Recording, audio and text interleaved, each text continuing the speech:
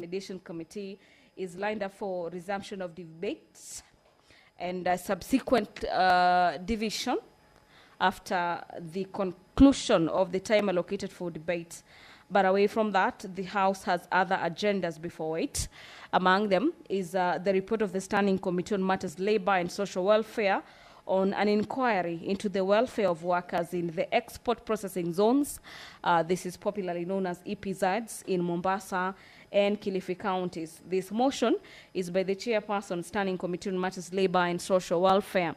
The consideration of the joint report of the National Assembly, a Departmental Committee on Matters Justice and Legal Affairs, and the Senate Standing Committee on Justice and Legal Affairs, as well as Human Rights, on its consideration of the report of the National Dialogue Committee, popularly known as NADCO, and the report of the Multi-Sectoral Working Group on the realization of the two-thirds gender principle is being considered at the Senate this afternoon. Having considered this motion at the National Assembly last week, the Heritage and Museums Bill, Senate Bills number 8 of the year 2023, by the Chairperson, Standing Committee on Matters Labor and Social Welfare, as well as the County Hall of Fame Bill, Senate Bills number 18 of the year 2023, sponsored by Senator Miraj Abdullahi, are some of the bills that the House is set to debate this afternoon. Allow me to take you through some of the other bills lined up for debate this afternoon, and that is the Wildlife Conservation and Management Amendment Bill, Senate Bills number 46 of the year 2023 by Senator Jonas Maruma, the Senator for Taita Taveta County. The Speaker of the Senate, Honorable Amason Kingi, is already in the chambers this afternoon. My name is Gladys Mungai. Allow me to hand over for this live proceeding. Mwenyezi Mungu, tutakusihi ututazame kwa neema nyingi na baraka sisi watumishi wako ambao umeridhika kutuita kwa nyadhifa za uongozi katika jamhuri hii yetu.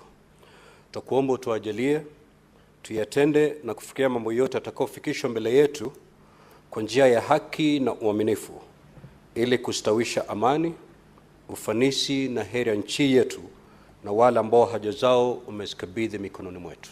Amen.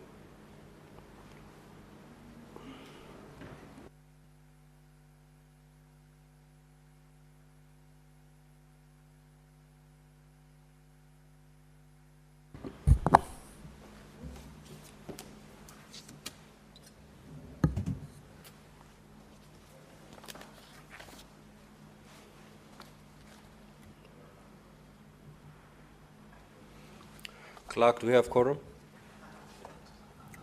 Sergeant at Arms, kindly ring the quorum bell for 10 minutes.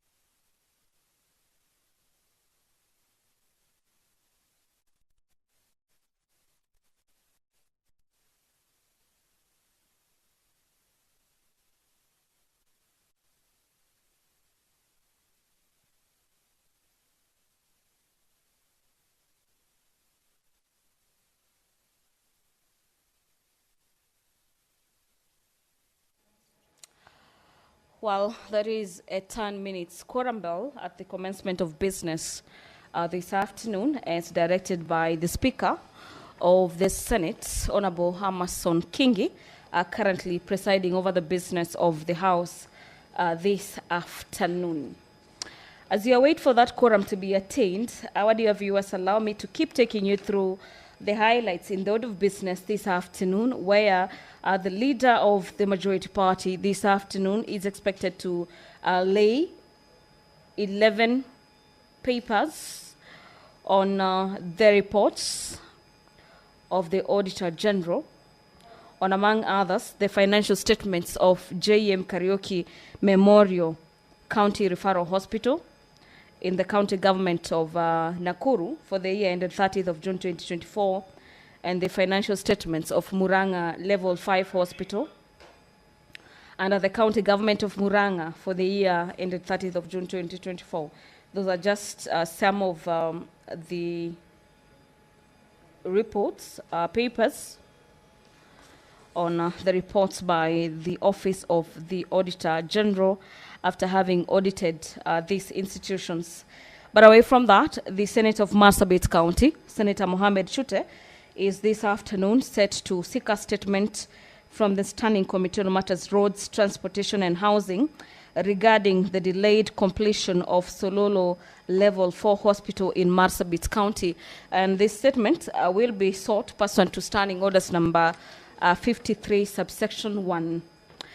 In the statement, the Senator wants the committee to provide an update on the current status of the construction of Sololo Level 5 Hospital, including the hospital's total size in square meters and the percentage of the work completed, pending tasks, and the reason for the prolonged delay and the revised timeline for the completion.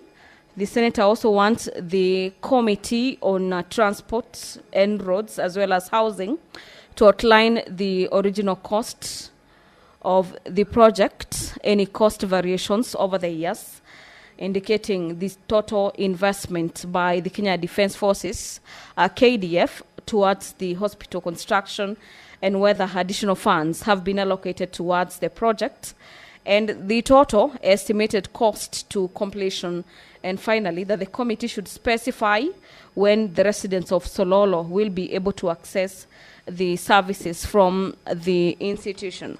So that is, in a nutshell, a statement on the completion of the construction of Sololo Level 5 Hospital in Marsabit County that is set to be sought by the Senator for that county, the Senator for Marsabit County. Allow me to hand you over as the quorum has been attained. Call the first order. Order number 1, administration of oath. Order number 2, communication from the chair.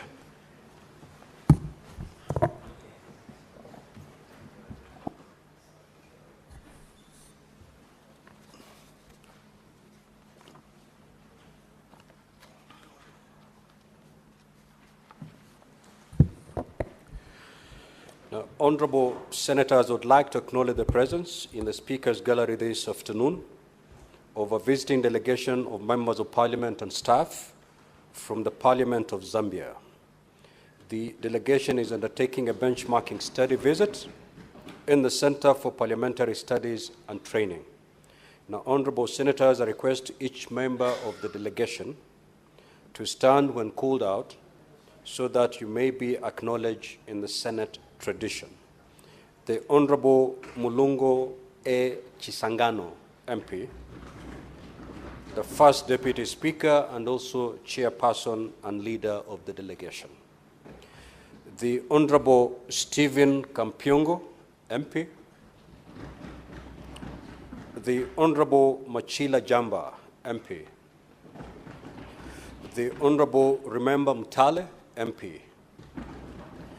The Honorable Anthony Kasandwe, MP.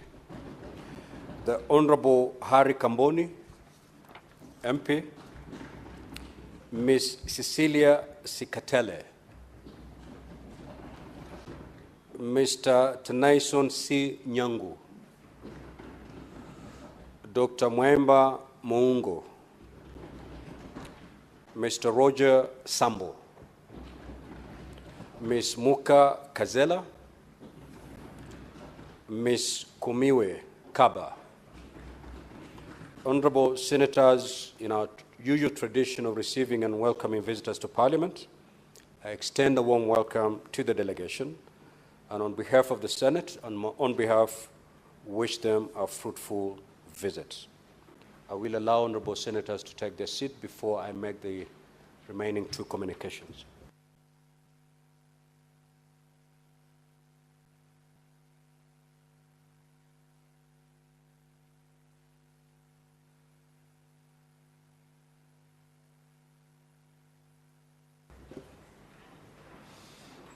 Now, honorable senators, I would like to acknowledge the presence in the Speaker's Gallery this afternoon of a visiting delegation of commissioners and senior staffers of the Parliamentary Service Commission of the Transitional National Legislature of the Republic of South Sudan. The delegation was on a duty tour on structure, functions, and operations of the Kenya's Parliamentary Service Commission. Honorable Senators, I request each member of the delegation to stand when called out so that you may be acknowledged in the Senate tradition. The Honorable Stephen Ajongo Akol, MP. The Honorable Mary Bicencio Wani, MP. The Honorable Regina Joseph Kaba, MP. The Honorable Regina Richard Aban, MP. The Honorable John Orach Nyiker. Mr. Dominic Bandima Alba Paul. Mr. Henry Amoko. Mrs. Aker Tracy Aru. Mr. James Thiam Luol Nyang. And Anei Deng Anei. Honorable Senators, on behalf of the Senate, on my own behalf, I extend a warm welcome and wish you a fruitful visit. Now, Honorable Senators, again, I wish to acknowledge the presence in the public gallery this afternoon, visiting students and teachers from Sunside Learning Center, Kajiado County. The delegation comprises of 31 students and 4 teachers who are undertaking a study tour to the Senate. Now, Honorable Senators, on behalf of the Senate, on my own behalf, I extend a warm welcome to the delegation and wish them all the very best during their visit. I will, Honorable Senators, call upon Senator Boni Khalwale under 1 minute to extend a word of welcome to the delegation from Zambia. And I'll call upon the minority leader under 1 minute to extend a word of welcome to welcome the delegation from the Republic of South Sudan. And thereafter, I'll call upon the Senator for Kajiado County, Senator Seki, to extend a word of welcome to the students from his county. That to be done under 1 minute each. So we start with Senator Boni, the minority leader, then Senator Seki in that order. Thank you, Mr. Speaker. Mr. Speaker, it's an honor for me to acknowledge the presence in this House of our colleagues from Zambia, and I do welcome you warmly, honorable members. Honorable members, Kenya and Zambia have been one and the same from the early 60s.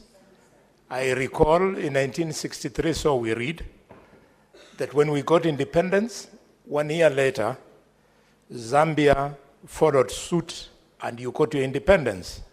And that friendship was maintained up to and including the support that especially the government of Zambia gave to the people of South Africa for them to get their independence. Mr. Speaker, I cannot stop without telling the people, the honorable members from Zambia, my experience when I came there. Mr. Speaker, I went to the restaurant and they gave me a menu. So I didn't know which food to pick. So I looked and then I saw somewhere they had written Ingoko Nishma. So I pointed on that one. And when they brought me, Mr. Speaker, they brought me a Luya dish of Ingoko Nobshuma. It's when I realized that my brothers actually are in Zambia, who should ideally be living here in Kenya. Mr. Speaker, thank you very much.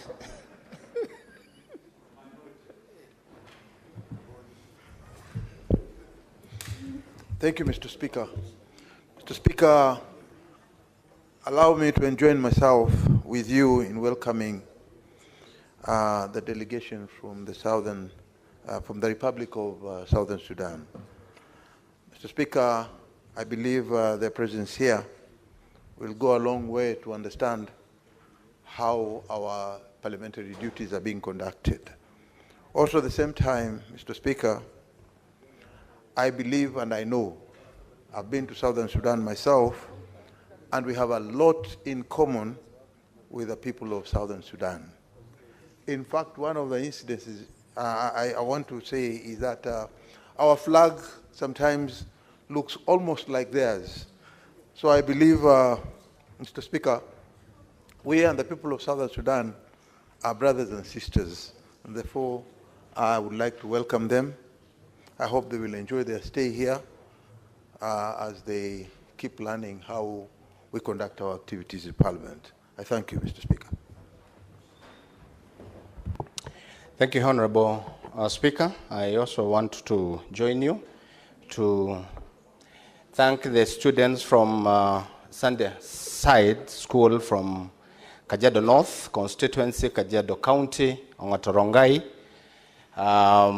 division. I want to welcome you to the Senate and thank you for having time together with the teachers who have accompanied you. I want to say that you're most welcome to the Senate.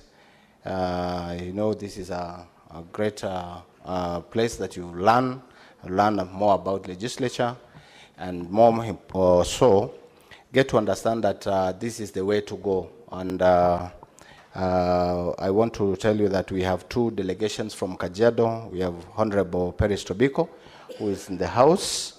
Very honored senator who have gone through 2 terms as a member of parliament for Kajiado East.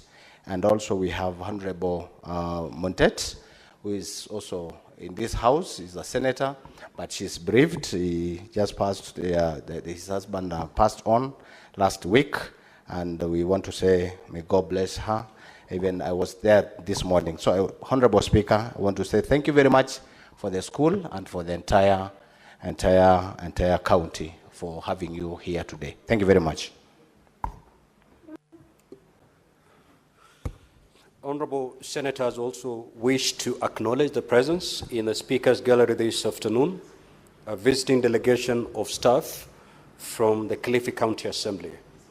The staff are in the Senate, attending a training program on the proper procedures and protocols for commissioning and handling a new mess.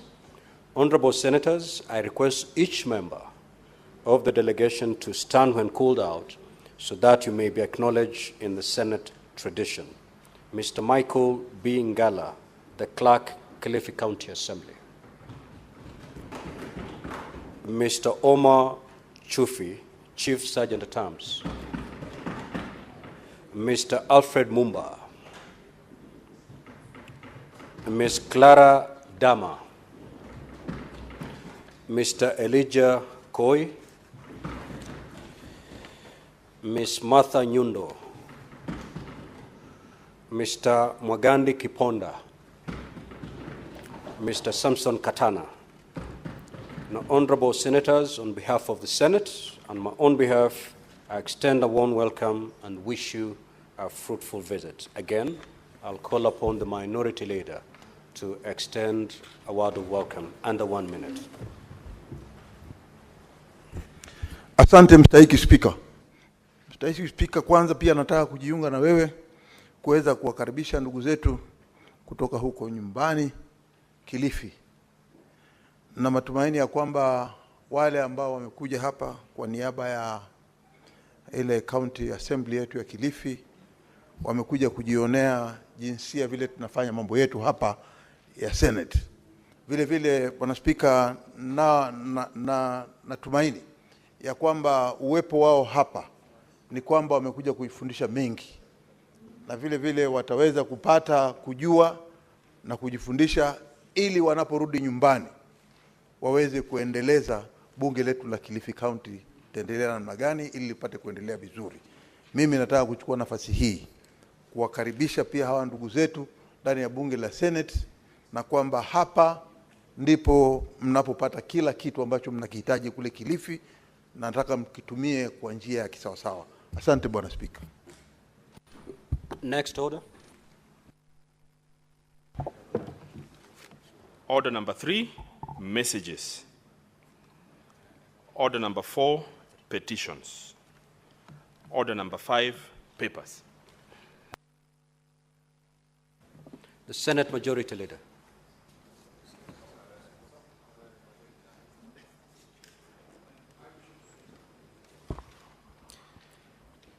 Mr. Speaker, sir, I beg to lay the following papers on the table of the Senate today, the 11th March 2025. The Environmental Management and Coordination, Access to Biological Resources and Benefit Sharing, Regulations, Legal Notice number 19 of 2025. The Environmental Management and Coordination, Deposit Bonds, Regulation, Legal Notice number 20 of 2025. Concludum on the Environmental Management and Coordination, Air Quality Amendment, Regulation, Legal Notice number 21 of 2025. Concludum on the Environmental and Coordination Sand Harvesting Amendment, Regulations Notice number 22 of 2025. Concludum on the Environmental Management and Coordination Water Quality Amendment, Regulation Legal Notice number 23 of 2025. Concludum on the Environmental Management and Coordination Waste Management Amendment, Regulations Notice number 24 of 2025. Annual reports of the Power of Mercy Advisory Committee for the financial year 2022-2023. Report of the Office of the Control of Budget on the county government's budget implementation review for the first half of financial year 2024-2025. Reports of the Auditor General on the financial statements of Nyandarua County Assembly, Car Loan and Mortgage Members Fund for the year ended 30 June 2024. Report of the Auditor General on the financial statements of Murang'a Level 5 Hospital, County Government of Murang'a for the year ended 30 June 2024. Report of the Auditor General on the financial statements of JM Karaoke Memorial County Referral Hospital, County Government of Nakuru for the year ended 30 June 2024. I beg to lay, Mr. Speaker. Next order, Clerk. Order number 6, notices of motion. Order number 7, questions and statements. Statement pursuant to Standing Order 53-1. Senator from Marsabit County, Honorable Mohamed Chute. Thank you very much, Honorable Speaker. I have a request for statement on the construction of Sololo Level 4 Hospital. Mr. Speaker, sir, I rise pursuant to Standing Order 53-1 to seek a statement from the Standing Committee on Roads, Transportation and Housing regarding the delayed completion of Sololo Level 4 Hospital in Marsabit County. Mr. Speaker, sir, Sololo Level 4 Hospital, located in Sololo, Marsabit County, was initially a project of the Marsabit County government. However, it was later taken over by the Kenya Defence Forces in order to facilitate its completion. Despite construction efforts spanning over 7 years, the hospital remains incomplete, raising serious concern about access to essential healthcare services in the region. Originally, it was scheduled for completion in March last year. The project has faced numerous delays with no clear communication on its progress. In the statement, the committee should, 1, provide an update on the current status of the construction of Sololo Level 4 Hospital, including the hospital's total size in square meters, the percentage of works completed, pending tasks, and reasons for the prolonged delay, and the revised timeline for completion. 2, outline the original cost of the project, any cost variations over the years, indicating the total investment by the Kenya Defence Forces towards the hospital construction, whether additional funds have been allocated towards the project, and the total estimated cost to completion. And finally, 3, specify when the residents of Sololo will be able to access services from the institution. Thank you very much, Honorable Speaker.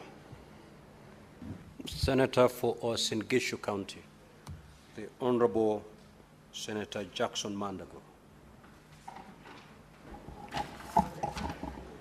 Thank you, Mr. Speaker. On behalf of Senator Jackson Mandago. Honorable Senator, do you have a written authority from Senator Mandago?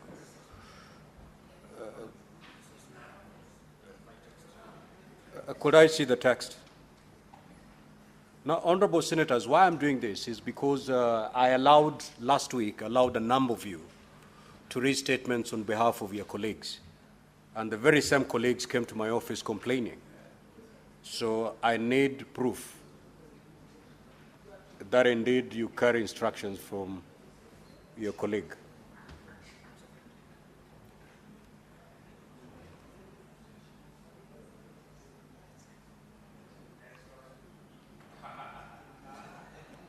So as you look for the text, Honorable Senator Hezena, you may proceed.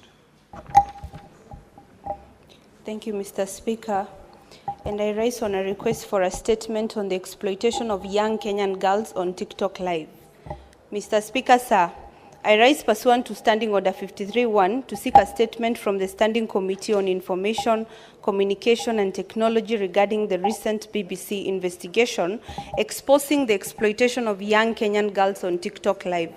Mr. Speaker, sir, the report, which ran on 3rd of March 2025, highlights serious concerns about child safety, the failure of digital platforms to enforce age restrictions, and the increasing vulnerability of minors to online predators.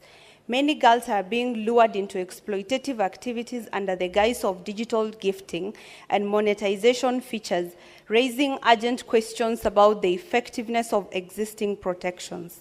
Without stringent safeguards, these platforms risk becoming conduits for abuse, violation not only on the rights of children, but also Kenya's legal framework for child protection. There is an urgent need for government intervention to prevent the continued exposure of minors to such harmful content and to hold all responsible parties accountable. In particular, the committee should 1, explain any measures in place to ensure compliance with Kenya's Data Protection Act in protecting minors' personal data from exploitation on digital platforms such as TikTok, Facebook, or Instagram, and provide details on how the Office of the Data Protection Commissioner is engaging with social media companies to enforce child data privacy and the steps being taken to strengthen regulatory oversight. Second, outline the legal and technical requirements for age verification on the said platforms and assess their effectiveness in preventing underage users from accessing harmful content, while outlining any ongoing discussions with digital service providers to enhance enforcement and implement stricter authentication measures for age verification. Third, describe the frameworks in place to detect, regulate, and swiftly remove exploitative content involving minors and the role of the Communications Authority of Kenya in ensuring compliance, indicating whether the government has engaged with TikTok regarding its role in enabling such exploitation and commitments made by the company to prevent recurrence. Fourth, explain the enforcement mechanisms or penalties available for digital platforms that fail to comply with Kenya's child protection regulations, and interrogate how government agencies, law enforcement, and child protection organizations are coordinating efforts to detect, report, and respond to online child exploitation. Last but not least, interrogate the steps being taken to improve public awareness, digital literacy, and online safety education, particularly among children, parents, children and parents, and assess the effectiveness of existing reporting mechanisms for victims, parents, and the public addressing cases of online child exploitation and any planned improvement. Senator Ezena Lemalitian. Thank you, Mr. Speaker. Senator Sek.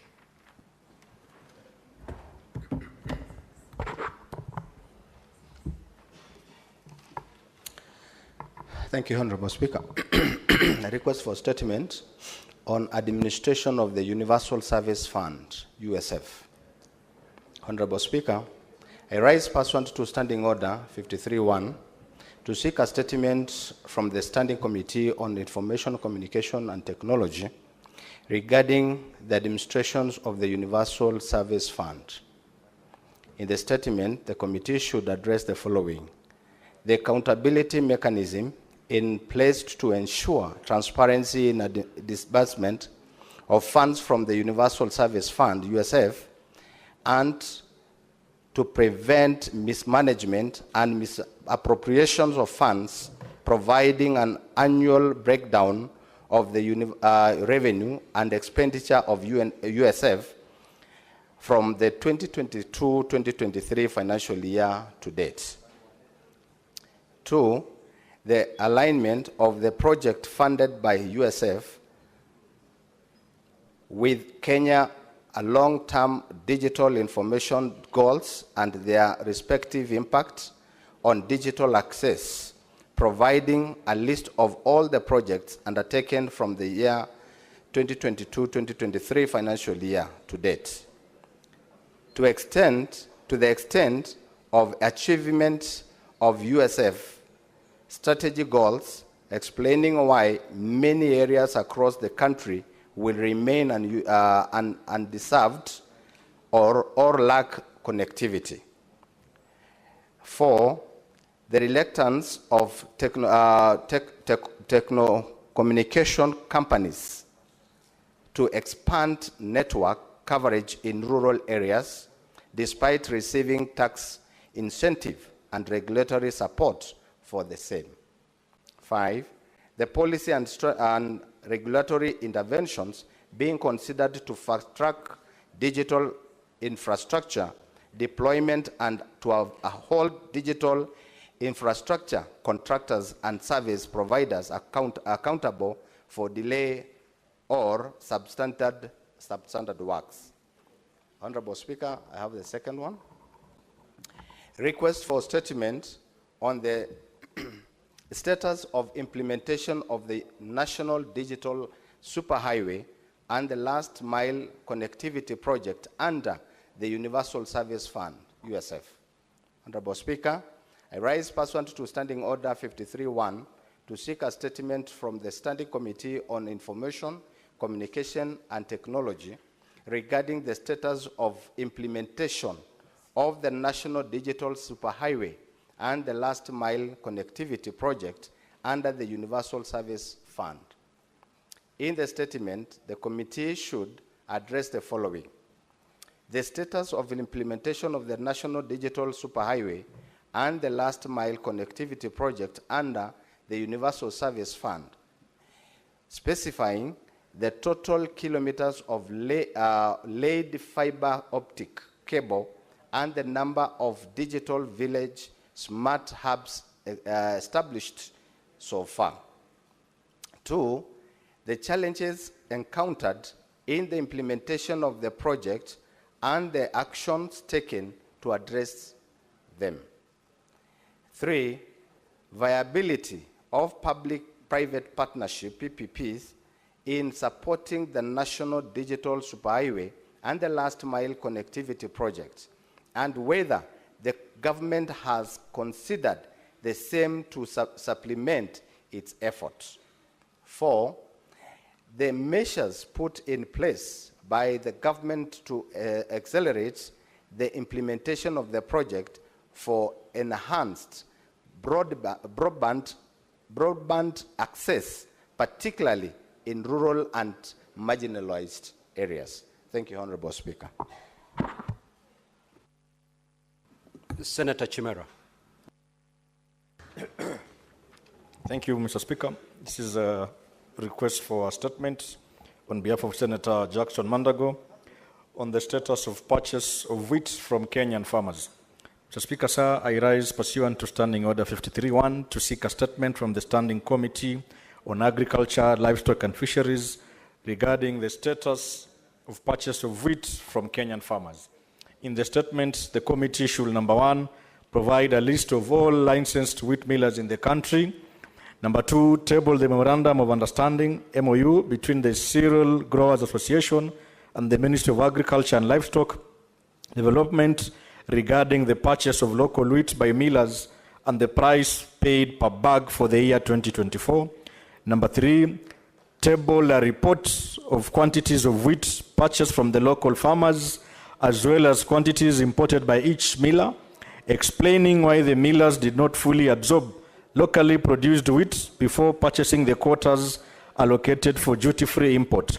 And lastly, Mr. Speaker, state whether the wheat imported above the quotas attracted duty, and if not, state how much in cash equivalent the government forfeited on duty in the year 2024. Senator Raphael, on behalf of Senator Jackson Mandago. Thank you, Mr. Speaker. Now, honorable senators will make intervention on these statements for a period not exceeding 30 minutes. So if you have an opportunity to speak, keep it short. At most 3 minutes. Senator Richard Onyonka.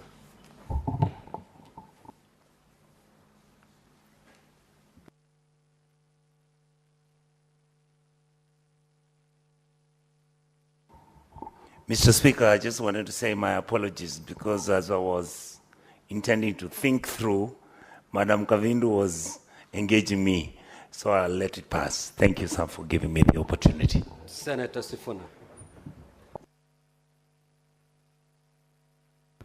Honorable Speaker, I was hoping that the Senator for Uasin Gishu, who I think is still the chairperson of the Committee on Health, was present in the House to listen to the statement by Senator Chute on the completion of Sololo Level 4 Hospital.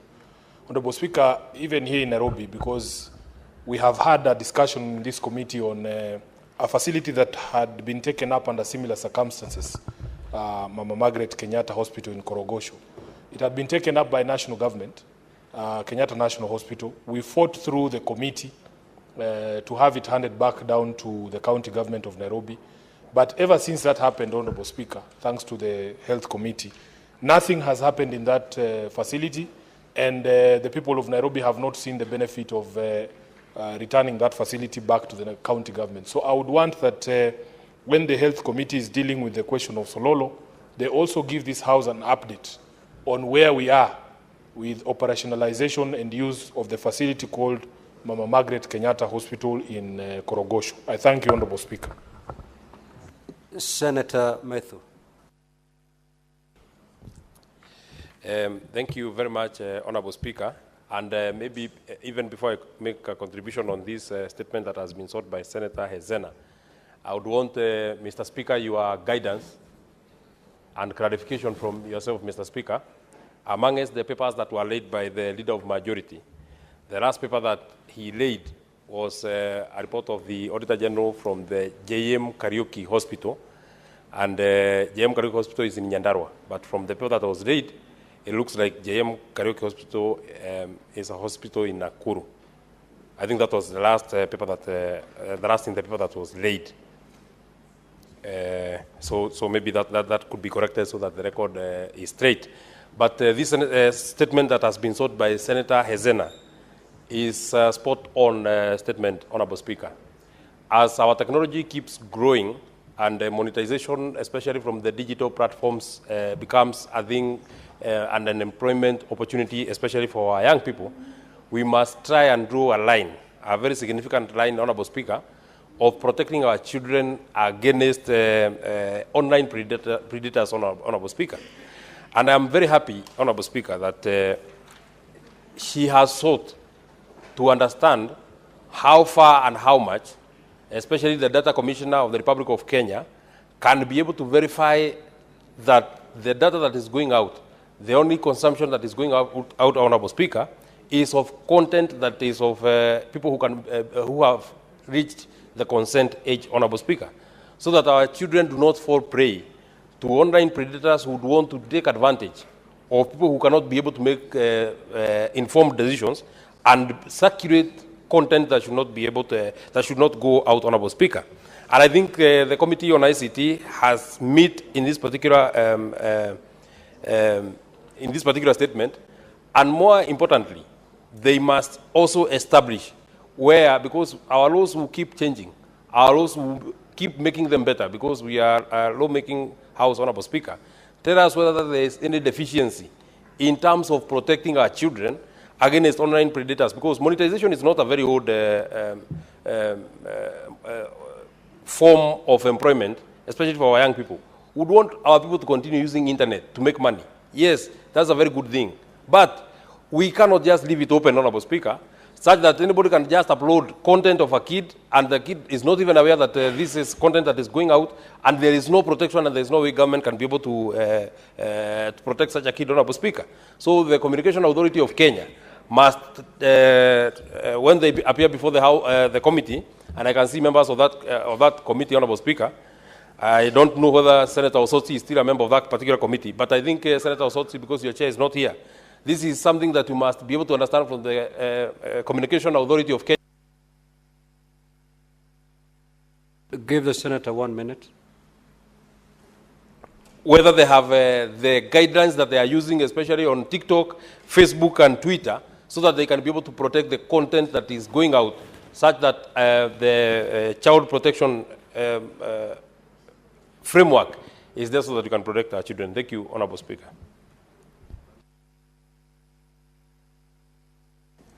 Senator Osotsi. Thank you, Mr. Speaker. Mr. Speaker, allow me to comment on two statements, one by Senator Hezena on data protection rights, and another one by Senator Seki on ICT development in this country. Mr. Speaker, I participated in developing the Data Protection Act, which Senator Hezena was referring to. But I want to say the challenge we are having with the Office of Data Protection Commissioner is because the Act has not been properly and effectively implemented. And I think that is a matter that should be looked into deeply by the ICT committee that will be looking into this matter. And Mr. Speaker, I think one of the things I have observed, I'm no longer in the ICT committee, Mr. Speaker, because I was very frustrated as a member of the ICT committee, given that my background is in the ICT sector. Everyone in this ministry is clueless, Mr. Speaker. And that one I have to say, starting from the Communication Authority to the ministry, everywhere, the ICT Authority, and I think we cannot develop in terms of ICT if we have people who are running this ministry or sectors in this ministry who do not understand technology itself. Mr. Speaker, Communication Authority, for instance, is headed by a journalist. Ministry of ICT is headed by people who have no clue on ICT. I think that's the starting point, Mr. Speaker. We saw this country made strides in ICT when Bitange Ndemo was in charge of that ministry. I think it's a high time we have to place people who are qualified, who are experienced in the sector, to run the institution under ICT. Because if you listen to the two questions the members have asked, and from my understanding of the ministry, there is a serious competence issue in this ministry, Mr. Speaker. When we talk about matters of Office of the Data Protection Commission, I mean, Mr. Speaker, we have a tendency of giving all the jobs to lawyers. We give all the jobs to lawyers, even jobs which require technical input. The Office of the Data Protection Commissioner should ideally be someone who understands technology, ICT, not a lawyer. That is the problem. If you look at CA performed its role better when this gentleman, I've forgotten the name, Wangusi, was in charge.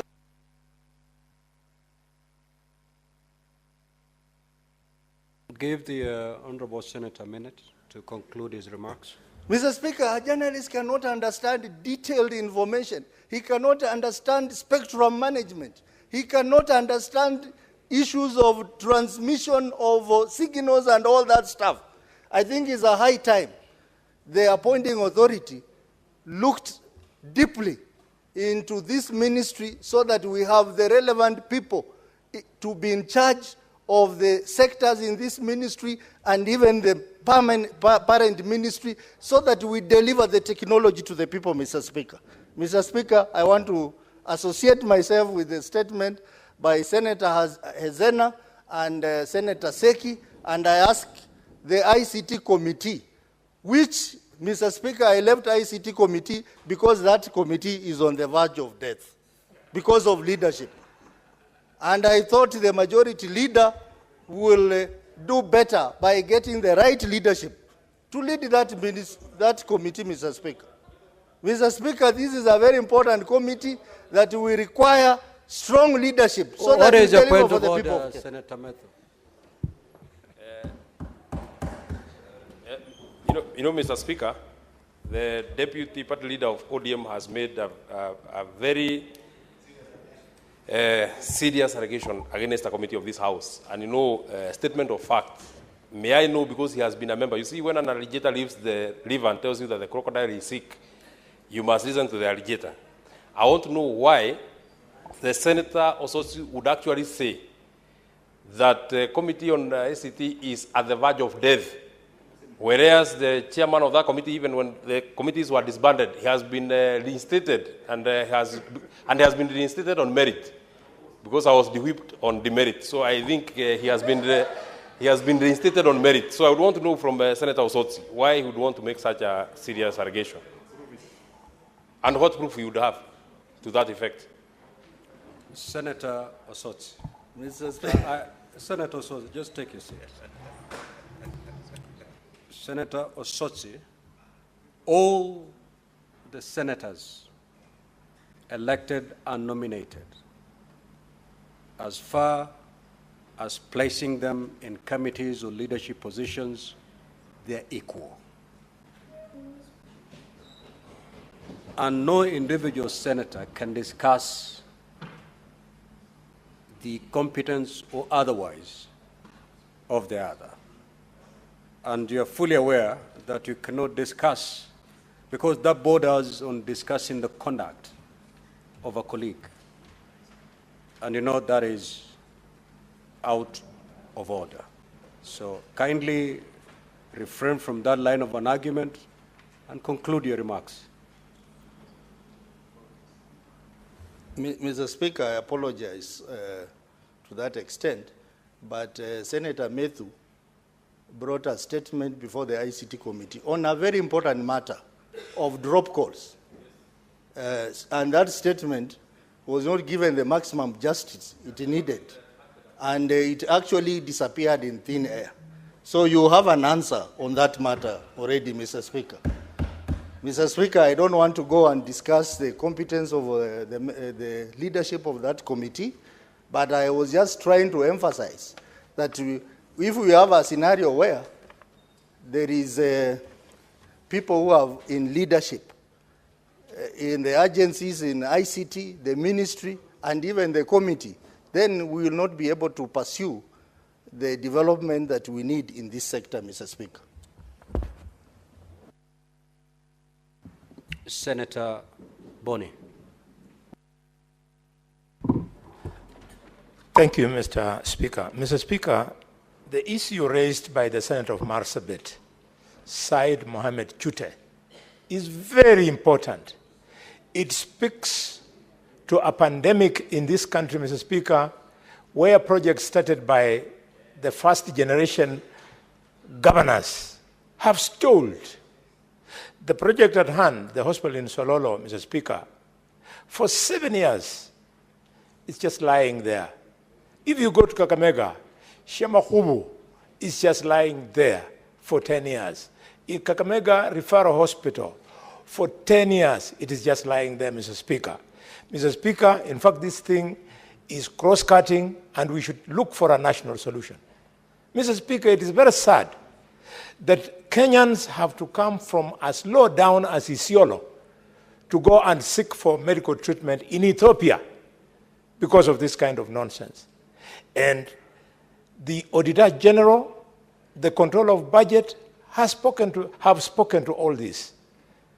In fact, as late as last week, Mr. Speaker, there was a release from control of budget which showed the following: that billions of shillings have gone down the drain in stalled projects. And number one on the list is Kakamega County with 7.24 billion shillings gone. Followed, Mr. Speaker, by Uasin-Gishu County with 1.76 billion shillings down the drain gone.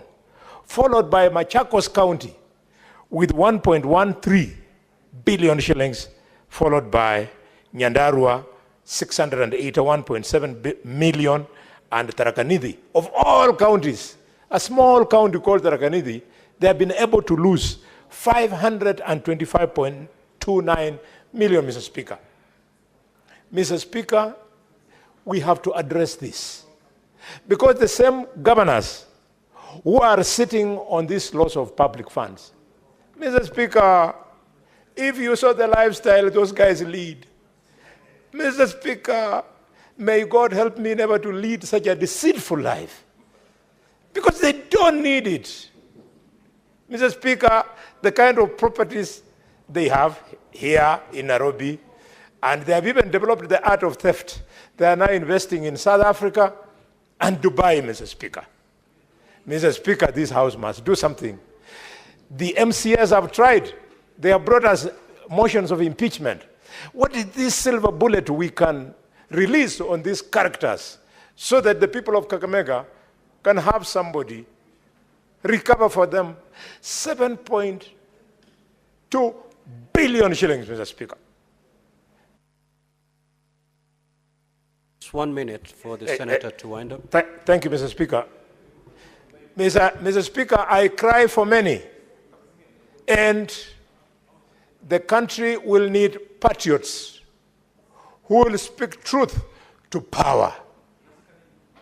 Mr. Speaker, I was recently in a parliamentary committee, it's called PG meeting, and governors were there, senators were there, and MPs were there.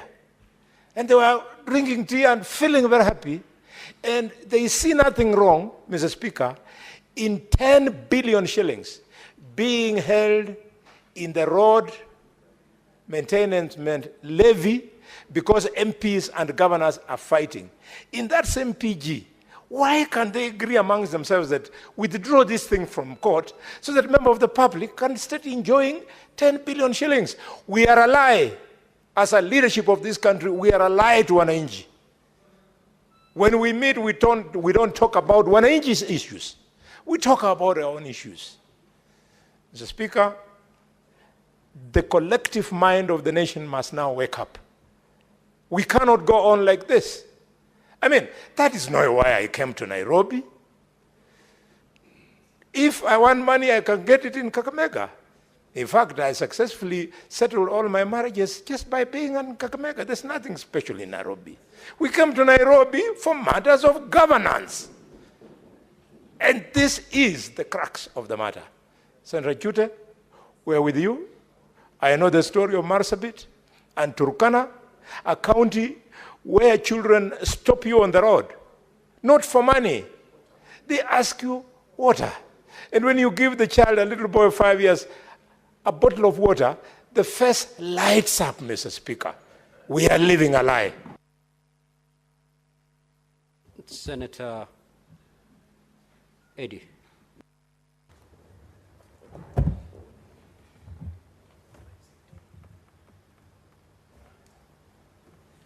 Mr. Speaker, I thank you for giving me this opportunity. and I think that I wanted to just give a few thoughts on the good statements out by Senator Ezena on TikTok usage and data protection. Mr. Speaker, I know that we do have a Kenya Data Protection Act in place.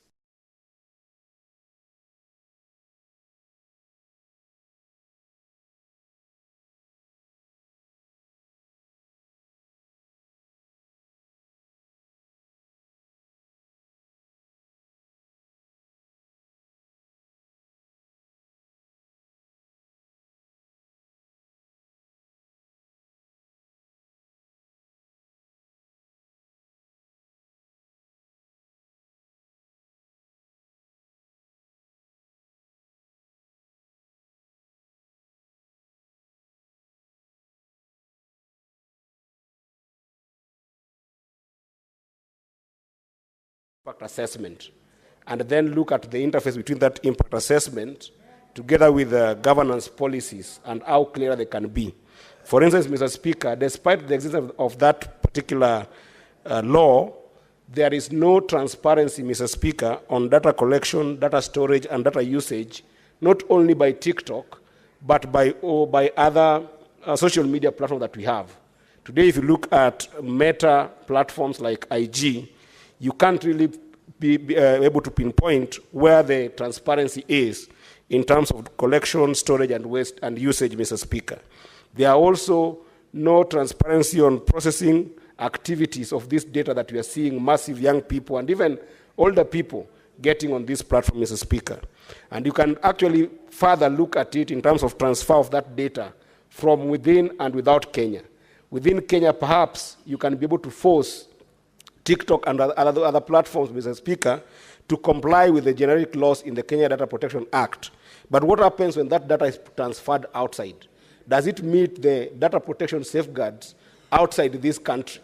And what is the compliance metrics that our data protection organizations and government institutions have to make sure that this kind of platforms comply to the safeguards that are established within China, are established within the US, are established within Ireland? This is something that must be looked at from an impact assessment perspective, Mr. Speaker. But then when you look at countries that have made strides, Mr. Speaker, like the US, they have data localization, Mr. Speaker, that there's some form of data that cannot be transferred outside their border and then be exploited more broadly, as we see with young people in this country. That also goes with things like content moderation, Mr. Speaker, standards. Despite the fact that people like TikTok have got what I would call industrial policy or company policies that we can buttress on, Mr. Speaker, on issue of data protection, there isn't really a way of being able to incorporate Kenyan cultural Senator Kavindu. Proceed. Thank you, Mr. Speaker. Thank you for the protection.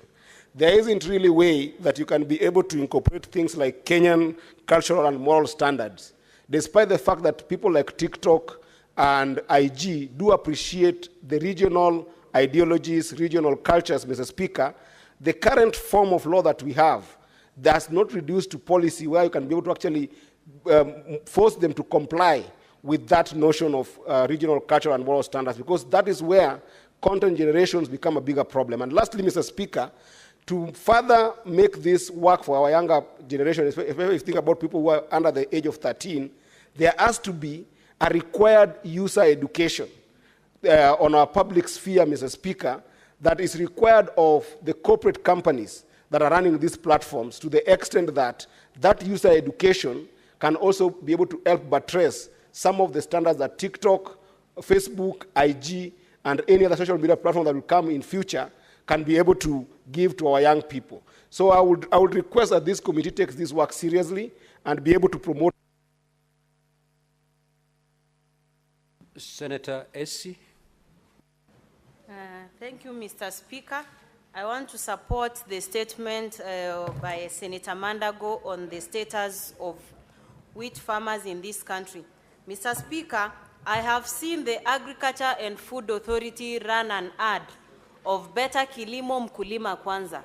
And as a country, we are constantly preaching buy Kenya, build Kenya. Mr. Speaker, those remain mere words. If our wheat farmers can actually not have their wheat purchased from them, and instead we are opting for more imports which are flooding the market, Mr. Speaker, and I hope this will not be a game of the goose, just like when we were investigating the edible oil scandal. So, Mr. Speaker, I want the committee to go deep into this, because there is no way we are prioritizing importation and Kenya as a country is producing huge quantities of wheat and want to discourage our farmers for that matter. Then in this case, Mr. Speaker, if you allow me, I would use the Swahili word, kinaya kikubwa, that the Agriculture and Food Authority and the ministry in general is running an ad of better kilimo mkulima kwanza, but prioritizing people who are not our citizens in this country. So I want the committee to really go down into that, go beyond some of the issues Senator Mandago has raised, so that there is justice for our farmers who are actually involving themselves into issues of farming. Mr. Speaker, I also want to support the statement by Senator Hezena. It is a wake-up call to parents, guardians, to also guide our children who are growing up on what is suitable for their consumption, so that in as much as we are going to put laws that want to actually guide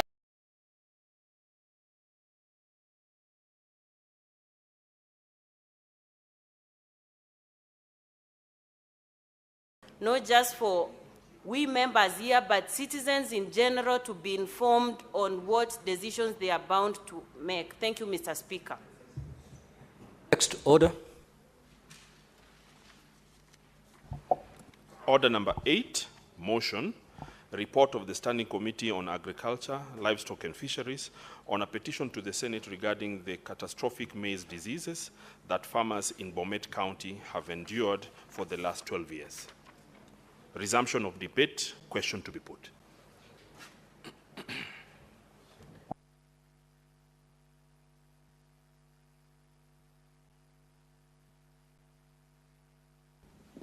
So, Honorable Senators, debate on this motion had been concluded. What remains is for the chair to put the question, which I hereby proceed to do. That the Senate adopts the report of the Standing Committee on Agriculture, Livestock and Fisheries on a petition to the Senate regarding the catastrophic maize diseases the farmers in Bomet County have endured for the last 12 years, laid on the table of the Senate on Thursday, 5th of December, 2024. Will as many as of that opinion say aye? Aye. Will as many as of the contrary opinion say nay? The ayes have it. Next order. Order number 9, motion, report of the Standing Committee on Agriculture, Livestock and Fisheries on a petition to the Senate regarding graft investigation by the Ethics and Anti-Corruption Commission, EACC, on the West Kano irrigation scheme. Resumption of debate for the question to be put. Again, motion on this particular debate on this motion had been concluded. It's a matter that does not touch specifically on counties, and therefore what remains again is for me to put the question, which I will now proceed to do. That the Senate adopts the report of the Standing Committee on Agriculture, Livestock and Fisheries on a petition to the Senate regarding graft investigation by the Ethics and Anti-Corruption Commission, EACC, on the West Kano irrigation scheme, laid on the table of the Senate on Thursday, 5th of December, 2024. Will as many as of that opinion say yes? Aye? Aye. Will as many as of the contrary opinion say nay? The ayes have it. Next order. Order number 10, motion, the Public Fundraising Appeals Bill, Senate Bills number 36 of 2024, second reading division.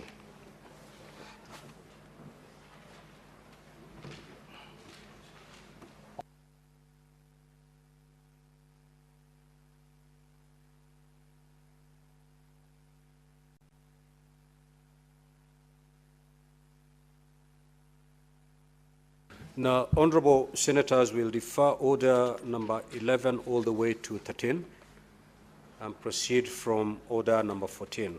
Clerk, proceed to call that order, please.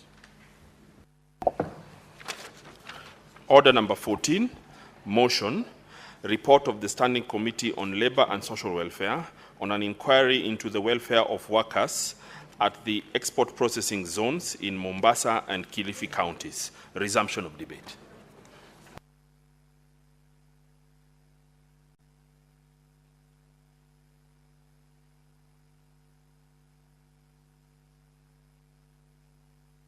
Now, for clarity, honorable senators, we have deferred order number 10 all the way to order number 13.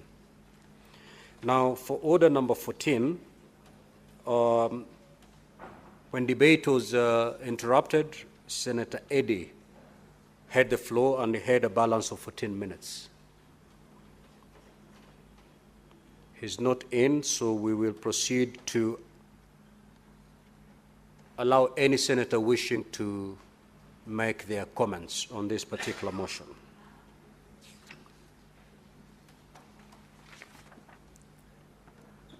From my dashboard, I don't see any indication.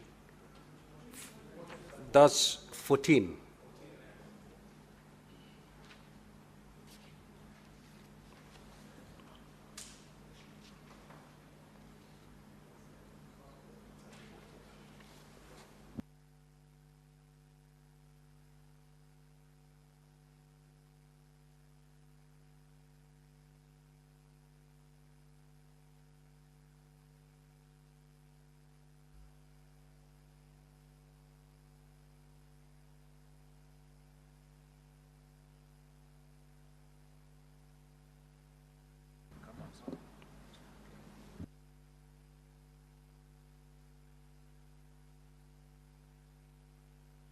Now, honorable senators, clearly there's no indication from any honorable senators wishing to speak, and therefore I will allow the mover of this motion to proceed to reply.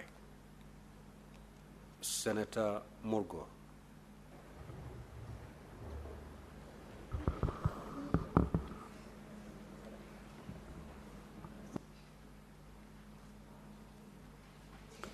Mr. Speaker, I beg to move. You already moved. What you need to do right now is to reply.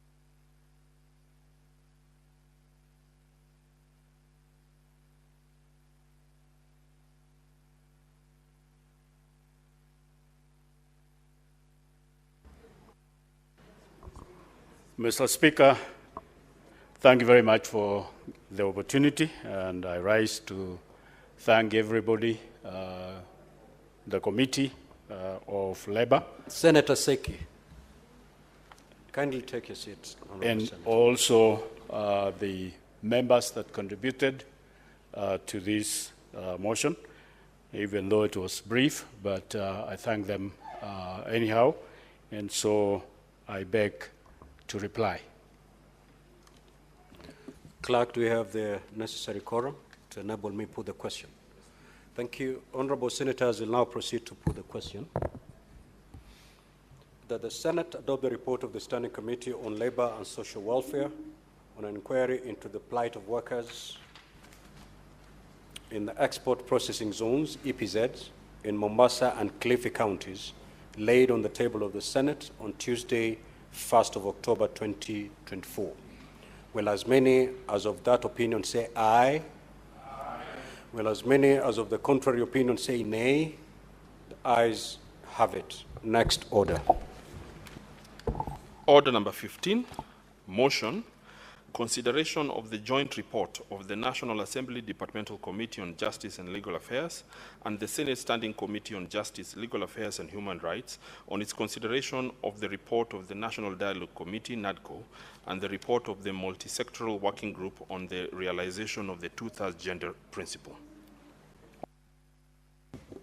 The Chairperson, JLAC.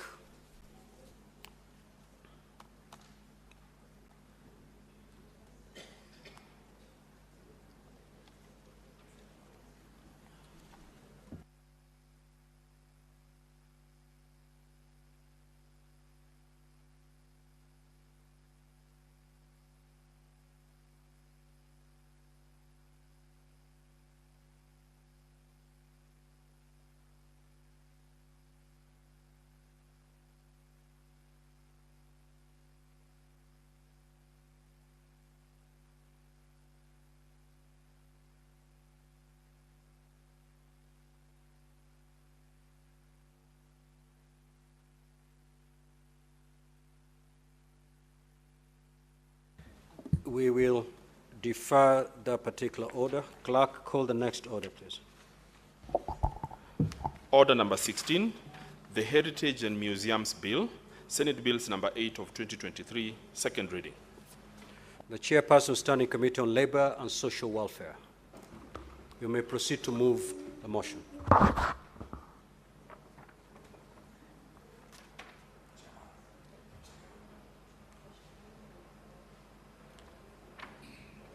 Thank you very much, Mr. Speaker. Moving the Heritage and Museum Bill 2023, Senate Bill number 8 of 2023. Mr. Speaker, sir, I beg to move the Heritage and Museum Bill 2023 to be read the second time. The bill was published on 28th February 2023 and read first time in the Senate on 22 March 2023. Mr. Speaker, sir, the paragraph 25 of part 1 of the fourth schedule to the Constitution designates ancient and historical monuments of national importance as part of the functions of the national government. Paragraph 4 of page 2 of the fourth schedule to the Constitution states that cultural activities, public entertainment, and public amenities include museums and a function of the county governments. The principal object of the bill is therefore to repeal the National Museum and Heritage and Act and enact a new bill that conforms to the Constitution.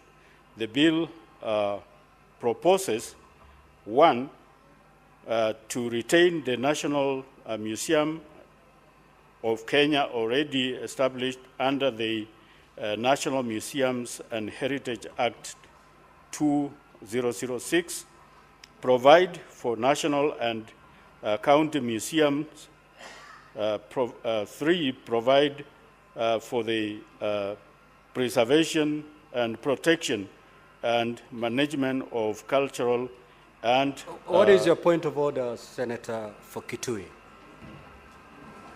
Just take your seat, Senator Mugu.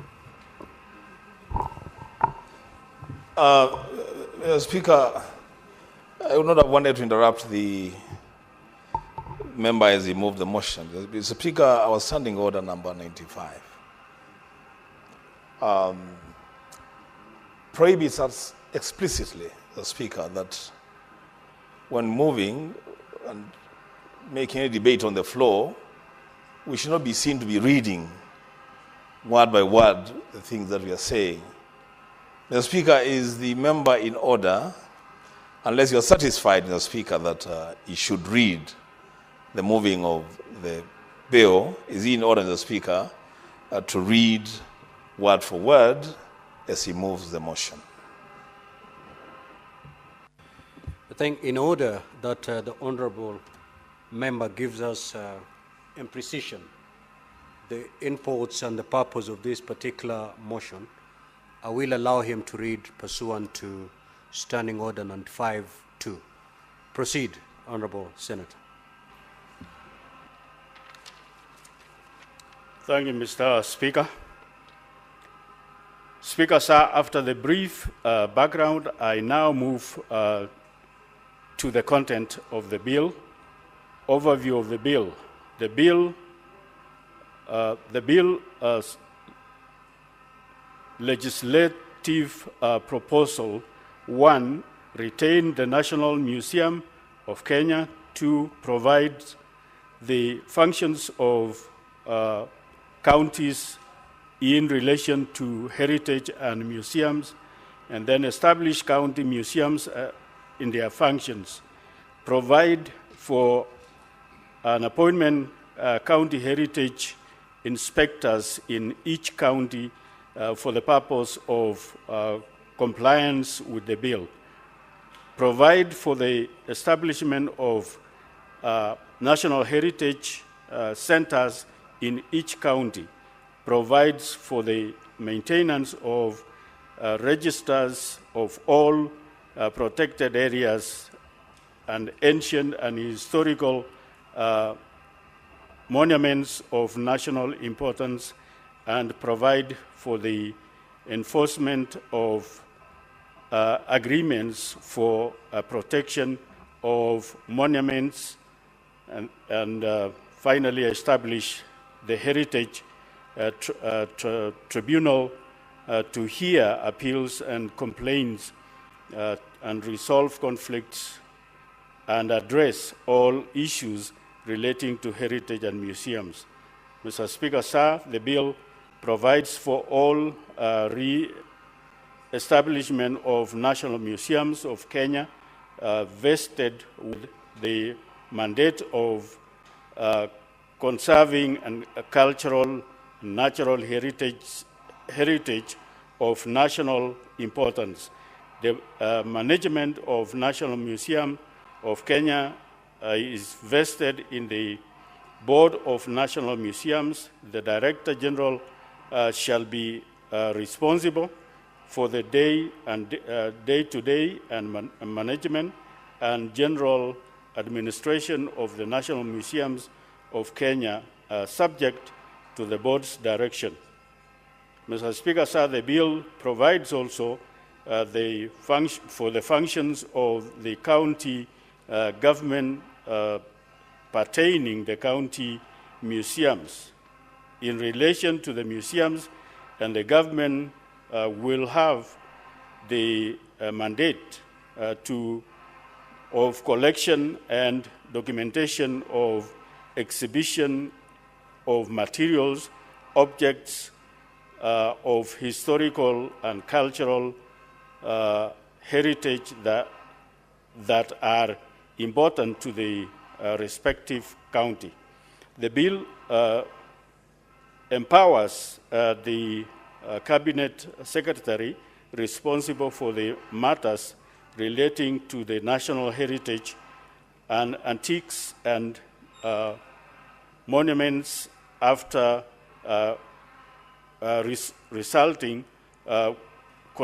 consulting with the National Museums Board to declare and gazette places and objects of heritage of national importance.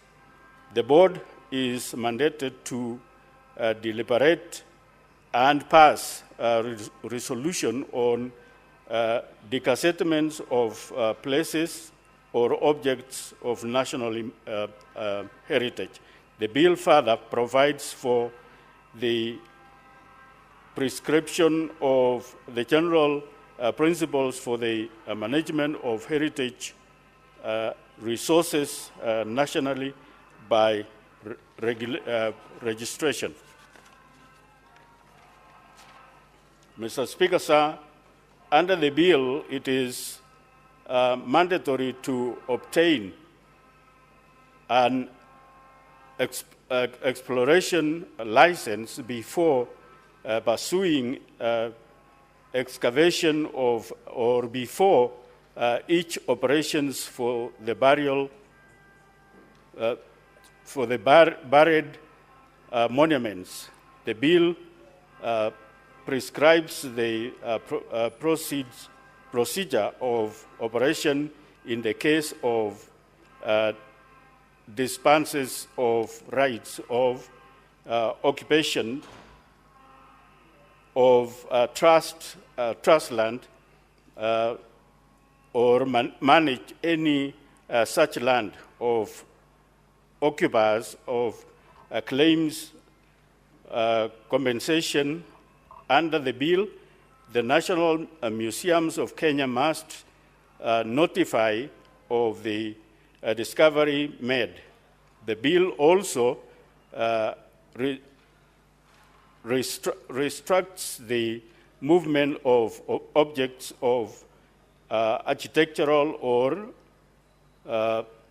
paleontological interests without authorization. The bill provides for protected areas and ways of compensation of owners of land declare to be a protected area. The Cabinet Secretary is empowered to prohibit or to restrict access to any development or use of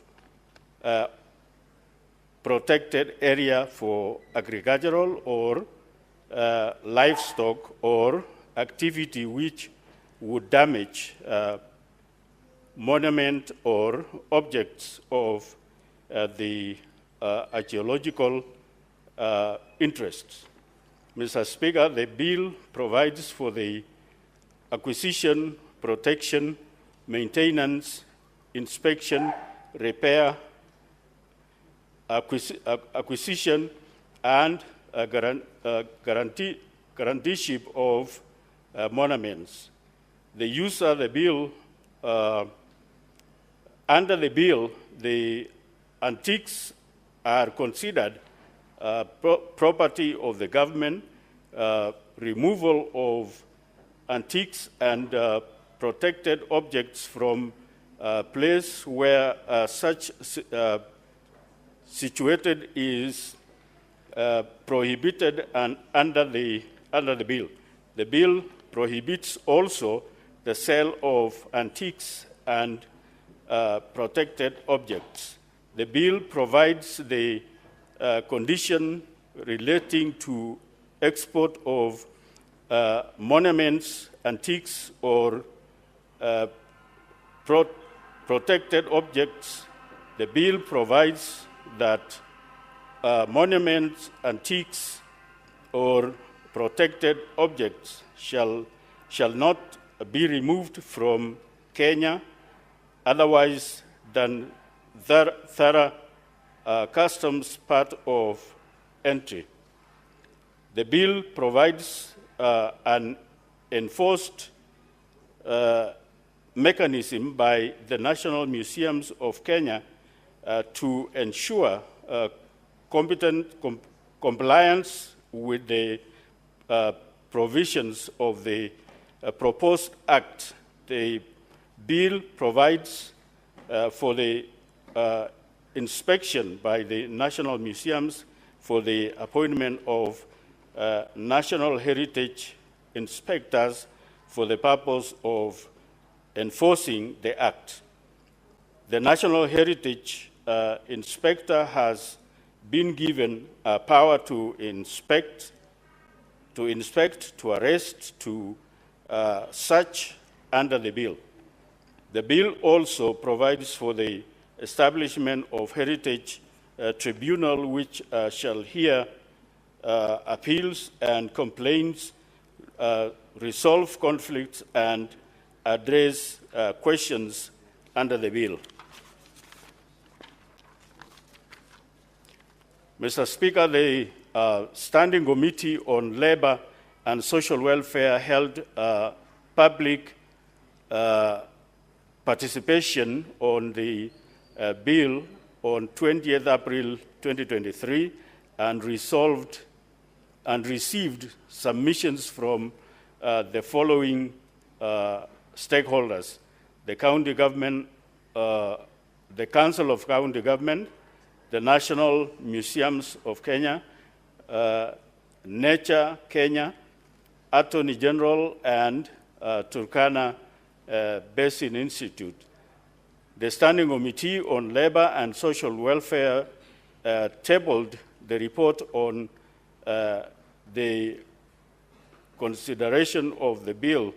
The bill will provide a legal framework for the implementation of functions and powers of the county government, which with respect to the cultural activities, public entertainment, and public amenities as set out under paragraph 4 of page 2 of the fourth schedule to the Constitution. The bill will also repeal the National Museums and Heritage Act 2006. Mr. Speaker, sir, I wish those few...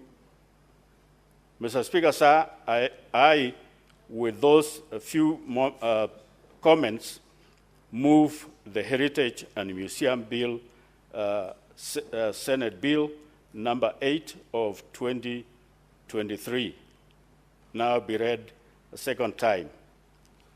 I beg to move. Who is your seconder?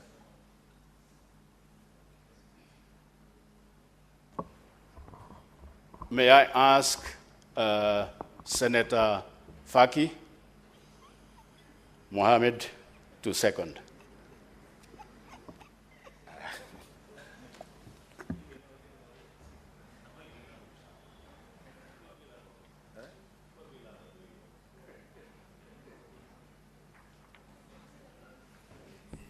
Asante Mheshimiwa Spika kwa kunipa fursa hii kuunga mkono mswada wa makavazi na utamaduni ambao ni mswada wa bunge la Senate na ambao umewasilishwa bungeni na mwenyekiti wa kamati ya Labor na huduma za jamii za bunge la Senate. Mheshimiwa Spika, niliwahi kuhudumu katika kamati hii kwa muda wa miaka 2.5 iliyopita. Kwa hivyo nimeweza soma mswada huu na vile vile pia kuona kwamba yale mambo ambayo yanazungumziwa yatasaidia pakubwa kuweza kinga na kuweza kuhifadhi utamaduni na mila zetu katika nchi ya Kenya. Mheshimiwa Spika, kwanza ni kwamba mambo ya utamaduni na makavazi ni mambo ambayo yamegatuliwa kulingana na ibara ya 4 ya katiba yetu, yani 4th schedule. Na ule mswada ambao kwa sasa uko ni sheria, mswada wa makavazi na utamaduni wa mwaka 2006 kwa sasa umepitwa na wakati, kwa sababu kulingana na katiba mpya tuko katika himaya ya serikali mbili, serikali ya kitaifa na serikali za ugatuzi. Kwa hiyo Mheshimiwa Spika, inatakana mswada huu uweze kuangalia sehemu zote mbili, serikali za ugatuzi na vile vile pia serikali ya kitaifa.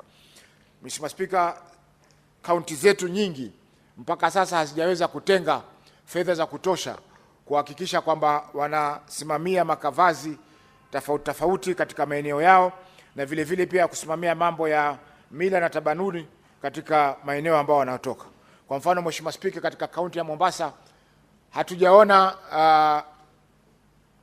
bajeti yoyote ama mradi wowote wa makavazi katika eneo hili ambao unasimamiwa na kaunti zetu. Tukiangalia sehemu zingine kama kaunti ya Kilifi, kuna kaya zetu zile ambazo watu walikuwa wakienda kwa muda mrefu wakiomba Mungu na vile vile pia kufanya matambiko yao ya kitamaduni, kwa sababu fedha ambazo ziko, Mheshimiwa Spika, ni kidogo, na vile vile pia sheria kulikuwa hakuna ambayo inaweza kusimamia mambo kama hayo. Kwa hiyo Mheshimiwa Spika, mswada huu utasaidia pakubwa kuweza kuhakikisha kwamba serikali zetu za kaunti zinaweza kuangalia swala hili ambalo ni muhimu katika maisha ya binadamu. Mheshimiwa Spika, vile vile katika usimamizi wa makavazi, Mheshimiwa Spika, utapata kwamba kama Mombasa, zile sehemu zote ambazo ni za kihistoria, kwa mfano Fort Jesus, makavazi ya Fort Jesus, vile vile Mama Ngina Waterfront ambayo ilikarabatiwa majuzi, ilijengwa upya majuzi na serikali kuu, wamekatalia kutoa hati miliki, Mheshimiwa Spika, ya makavazi yao kwa kaunti ya Mombasa. Mara ya mwisho waziri alipokuja hapa, Waziri Miano alisema kwamba atakwenda ataliangalia swala hilo, lakini juzi nilipomuuliza aliniambia kwamba swala hilo sasa limetolewa, yani masuala ya utamaduni, yani heritage, yametolewa kutoka kwa Wizara ya Utalii na Wanyamapori, imepelekwa katika ofisi ya Wizara ya Jenda na mambo mengine ya vijana. Kwa hiyo Mheshimiwa Spika, naunga mkono mswada huu na nafikiri ukipitishwa utasaidia pakubwa serikali zetu za ugatuzi kuhakikisha kwamba wanachangia pakubwa kuweza kuhifadhi na kujenga turathi zetu na vile vile pia makavazi yetu ya awali. Asante Mheshimiwa Spika. Honorable Senators, I'll now proceed to propose the question that the Heritage and Museums Bill, Senate Bills number 8 of 2023, be now read a second time. The floor is now open. Honorable Senator Emma. Maybe before you take to the floor, Honorable Senator, allow me to make this communication. I would like to acknowledge the presence in the public gallery this afternoon, visiting students and teachers from Moi Forces Academy, Nairobi County. The delegation comprises of 140 students and 7 teachers who are undertaking a study tour to the Senate. Honorable Senators, on behalf of the Senate and on my own behalf, I extend a warm welcome to them and wish them all the very best during their visit. I will allow the Senator for Kitui to, under 1 minute, to extend a word of welcome and thereafter proceed to make your comments on the bill.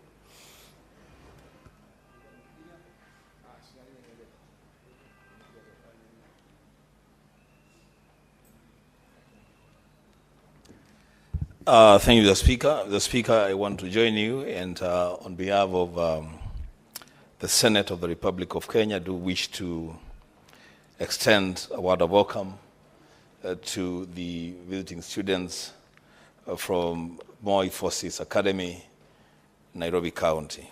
I want to wish them, the Speaker, as you have done, a fruitful visit as they follow the proceedings in the Senate, that some of them, if not all of them, will be inspired and aspire one day to join this great house to legislate, represent, and oversight on behalf of the Kenyan people. The students and their teachers, I say welcome. Mr. Speaker, I stand in support of the bill ably moved by the chairman of Labour, the Senator Murgo, on the Heritage and Museums Bill 2023. Speaker, initially I had my own reservations about the bill, but I have consulted the Secretariat and have been properly guided that in fact what a part of this bill seeks to do is to repeal the existing National Museums and Heritage Act of 2006. Because I was wondering, now this bill seeks to establish a national museum. And all my life, I've always known that we have had a national museum. In fact, the Speaker, it will be remembered that my predecessor, the former senator of Kitui County, Honorable David Musila, has been serving as the chairman of the National Museum. And so when I saw this, I was wondering then, what was Senator Musila serving in? But now I'm properly guiding the Speaker. The bill also seeks to repeal the National Museums and Heritage Act established in 2006, and for a good reason, Mr. Speaker. The move to repeal the 2006 Act could not come at a better time. In fact, if you ask me, Mr. Speaker, it's long overdue. Because when this Act was passed in 2006, Mr. Speaker, we were operating under a different constitutional dispensation. But after the promulgation of the 2010 new constitutional order, then the Speaker, the Constitution of Kenya 2010, the fourth schedule, part 1, allocates museums, historical monuments of national importance to the national government. So it's a national government function.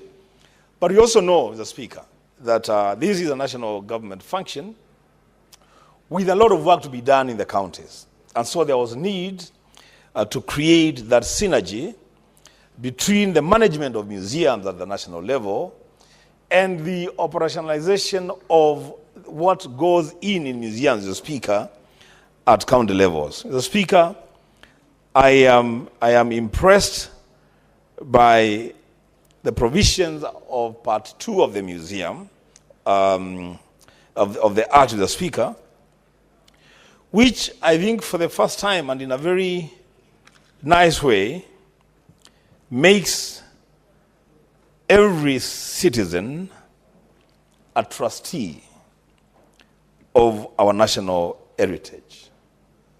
That the Speaker, if or is it when this bill becomes law, it will be the responsibility of every citizen of this country to act responsibly in the preservation and protection of our heritage.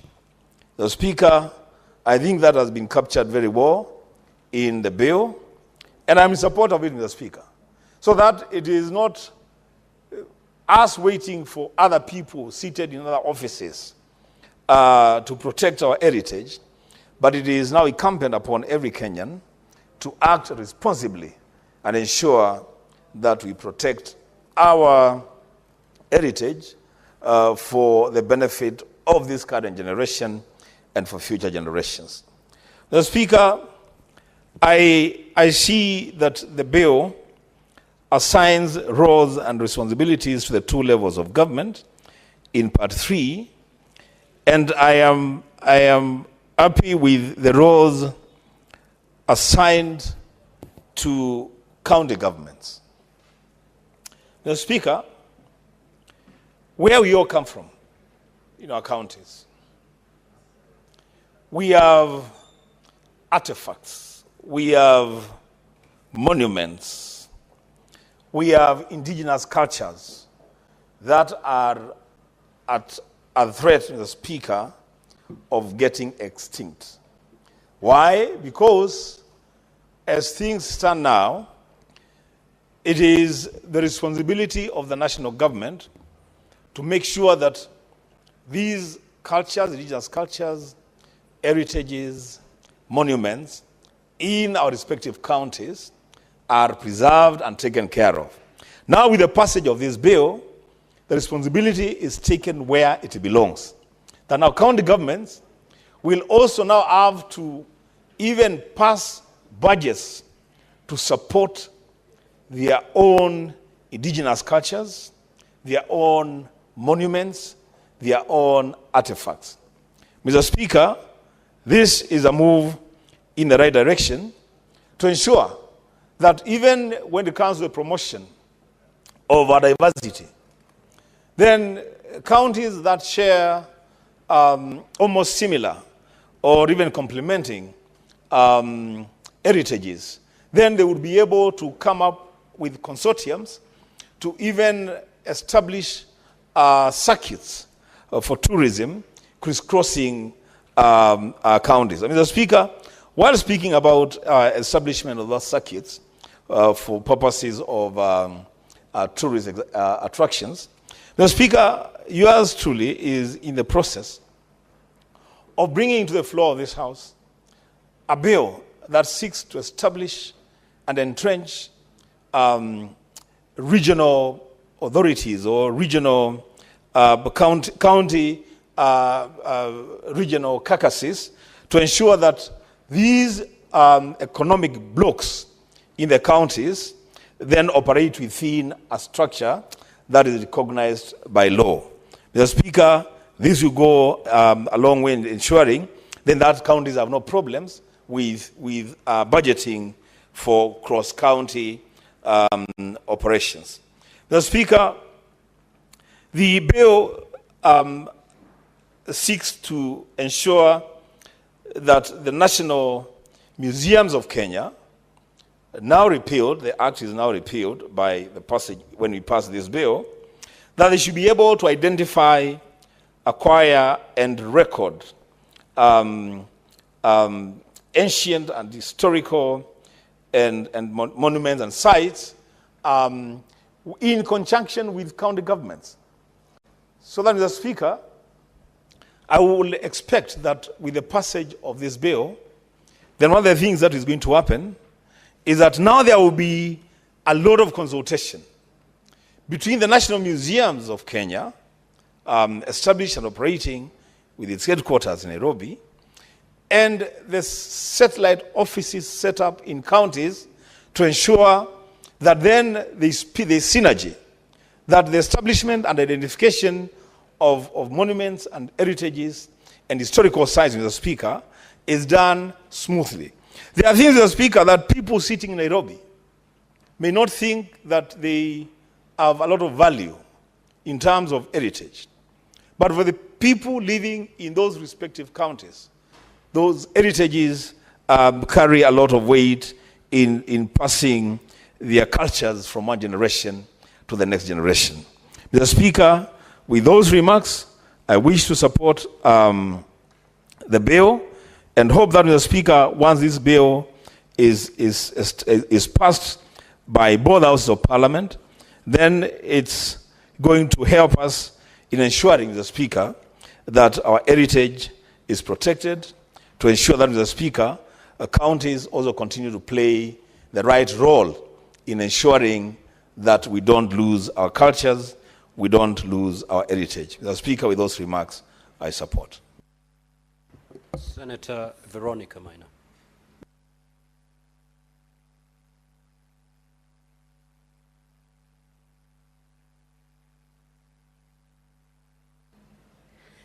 Thank you, Honorable Speaker, for the opportunity to contribute to this very important bill that has been brought to the floor of this House. And let me take this opportunity to congratulate the chair of the Labour Committee, Senator Mulgo, for bringing a genius legislation that can be a great avenue, even of income for the counties, Honorable Speaker. The Heritage and Museum Bill. And Honorable Speaker, and before I tackle any other section, I'll jump into section 93 of this bill, proposed legislation, that talks about the National Museum now being empowered to enable a request to be filed to courts and other competent jurisdiction to order for the return of cultural objects that were illegally exported from the territory of the Republic of Kenya. Honorable Speaker, we know very well, before our community and our nation was alert as to the value of some of these artifacts and some of these monuments, architectural works, sculptures, those who were more aware and who came from other jurisdictions of our nation, Honorable Speaker, carted away very important artifacts that are now showcased in other very modern museums and whose value has become very high, Honorable Speaker. I am very pleased as a senator to see that we can finally legislate a piece of law that can help us to extradite or return all those artifacts back to this country, Honorable Speaker. That means it's a very progressive legislation, Honorable Speaker. I have seen for the first time that counties have been recognized as a platform where museums can now be created at county level and where heritage, artifacts, culture can be preserved right at the county level. That means it has gone down to the people. And every county now must take ownership of this legislation. Why, Honorable Speaker? For a long time, I have seen Kenyans trying to express themselves, their culture, their tribe, their ethnic background, and sometimes it has not come out positively because it's been used to divide people. We now have a legislation where culture can be expressed in a positive way. Culture differences can be expressed through establishment of museums at county level, where when a young person visits, if a young Kenyan from diaspora visits Murang'a County, they can tell how the Kikuyu community lived from before 1900, using the concept of a museum that has preserved the culture and the livelihoods of a people. So, Honorable Speaker, I would hope when this legislation is finally enacted, that counties will take advantage of it. And I want to remember when Senate went to Turkana County, Mashinani, Turkana, Senate Mashinani was in Turkana County. I watched the kind of dances that were presented, read the history of those traditional dances, looked at the attire that was being used by the Turkana people, and for a moment, my heart was captivated, especially by the outfits, Honorable Speaker, because those outfits, if they are not preserved within the context of such a legislation, in another 20, 30 years, they will be replaced by the modern clothing, and we will no longer remember how Turkana culture looked like or how the dances were being done. So, Honorable Speaker, this legislation is a legislation which the Council of Governors should take and ensure that it is implemented to the letter within the county context, Honorable Speaker. And I'm also seeing Senator Ledama has gotten back to his seat in the House, and I'm thinking about the very rich Maasai heritage and culture that has defined and given a brand to the nation of Kenya. Honorable Speaker, we want to see the Narok County, we want to see Kajiado County, and all the counties around Maasai land, ensuring that every beadwork that has been done by the Maasai, handmade beadworks, the artifacts we have seen, the shield, the spears that the Maasais use, the rungu that the Maasais use. Even sometimes I see Senator Ledama adorning that rungu, but for the hashai that comes from the sergeant at arms at Senate, that has not been allowed to bring it to the Senate, Honorable Speaker. But we want to see all those artifacts settled in certain very good museums in Narok County, Kajiado County, so that when we are promoting our tourism, we can tell the world that they can come to Kenya and learn exactly how the Maasais have lived for the last 100 years, Honorable Speaker, on a platform on very good museums. I am thinking of some of the museums I have visited across the world as I have had opportunity to travel.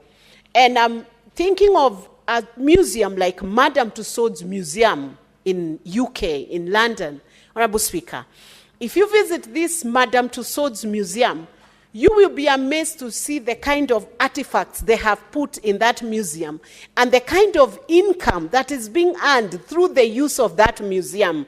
You will find the likes of the former president of United States of America, Barack Obama, together with the former First Lady, Michelle Obama, very well sculptured there within the Madame Tussauds. You can read the history of the whole of UK and Britain Following that museum, every year they will show you who was the king in 1895, who moved on to 1900, Honorable Speaker. And if we were to take this concept of museum with the dedication that it should be handled, Honorable Speaker, we would have even visitors streaming in. And we must think of artifacts that have been preserved in other jurisdictions like the Egypt, where the pyramids, people travel, millions of tourists flock Egypt and Cairo to see the pyramids, Honorable Speaker. So we want to see that Fort Jesus gets the kind of branding, the kind of marketing, the kind of know-how that people should have about the Fort Jesus and what it stood for the nation of Kenya. We want to see the Lamu doors, which I see have been preserved and have been recognized here, that any wooden frames and doors that date beyond 1946 should also be identified as artifacts that need preservation. And that artifact, Honorable Speaker, could even be like what you're seeing here in Senate, the art that has been used around the Senate building itself. This is art that is not of today. It's of those years, Honorable Speaker. And we want to see this artifact, Honorable Speaker, preserved so that when our children are born, in another 50, 60 years, this legislation will mean something to them and will not only be there to just be viewed and to give the history, it will also be there to earn income for our nation, Honorable Speaker. You know, we have had a heavy tussle with the Council of Governors and Governors when we come to the issue of discussing on-source revenue. This is one of the innovative ways that counties can earn revenue and can attract tourism. When I go to Murang'a County, Honorable Speaker, just the other day we had a very big Kyondo event. The basket that is weaved by the older generation, the age of our mothers, who are bringing up a certain art which we do not have ourselves. We don't have that craft ourselves, Honorable Speaker. We want to see the preservation of such, those baskets being preserved within a museum so that even as that skill is developed, as that skill is evolving, as that skill is changing, we can actually see that the museum has preserved and has shown us what pots were being used in Kenya in 1900, Honorable Speaker. You know, sometimes legislation can be done here, and because it's being presented in very fine English, people may tend to think it is something that is beyond our understanding.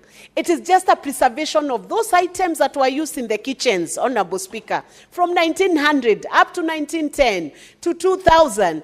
What is the development? How have they evolved, Honorable Speaker? And I'm thinking of a small museum in Karen right now, Karen Blixen, where when you tour the house where Karen Blixen, who was one of those first British occupants into Kenya and in Karen area, and the whole of Karen is named after Karen Blixen, you will be shown just the bed where Karen lived, where Karen cooked, where Karen had dinner. It is just those artifacts put together, and you are then able to be shown. A curtain is raised, and you are able to view how life was, how the outfits were. When they went for dinner, what did they wear? That is all that is preserved in that museum. And Honorable Speaker, you know, even the Karen Blixen, they are able to raise some funds even as they retain that museum. Honorable Speaker, when I remember one of the museums I visited in UK, there is a small museum of a Christian who lived in UK and who wrote this song, Amazing Grace. They have created a whole museum around that song, and out of that museum concept, they have also come up with very interesting paraphernalias, Honorable Speaker, and gifts that can be sold, and that shows how the song Amazing Grace was composed and how it got into our Christian world and into our worship, Honorable Speaker. So I want to highly commend the committee for coming up with such a legislation, and I believe that our national heritage will be safer, Honorable Speaker, when we get hold of this artifact. I have also noted, Honorable Speaker, one of the items that has been recognized as requiring preservation are those vessels which may have sunk or vessels that predate 1940s. If they are found anywhere by our shores or they are recovered anywhere, then, Honorable Speaker, they are also supposed to be preserved for museum purposes and also for learning and also for ensuring that we can see how the technology of yesteryears has been developed up to now, Honorable Speaker. I believe if we implement this very well, the Heritage and Museums Bill, once it turns into law, if we implement it very well, Honorable Speaker, then it's going to support, it will be a framework that will support research in the fields of ancient, historical, scientific, cultural, natural, technological, and human interests, Honorable Speaker.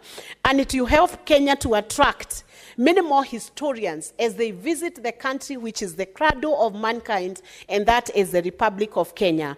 With this legislation, Honorable Speaker, and with its implementation, we should be able to attract more scientists, more researchers, more historians, even more academies, Honorable Speaker, more universities which are doing research or institutes that are interested in research. I highly commend the enactment of this Heritage and Museum Bill and pray and ask all the senators to support this bill until it turns into law that can transform our counties and that can also help us preserve the culture and the heritage, our rich heritage as Kenyans and as Africans. Thank you, Honorable Speaker. Senator Olekina.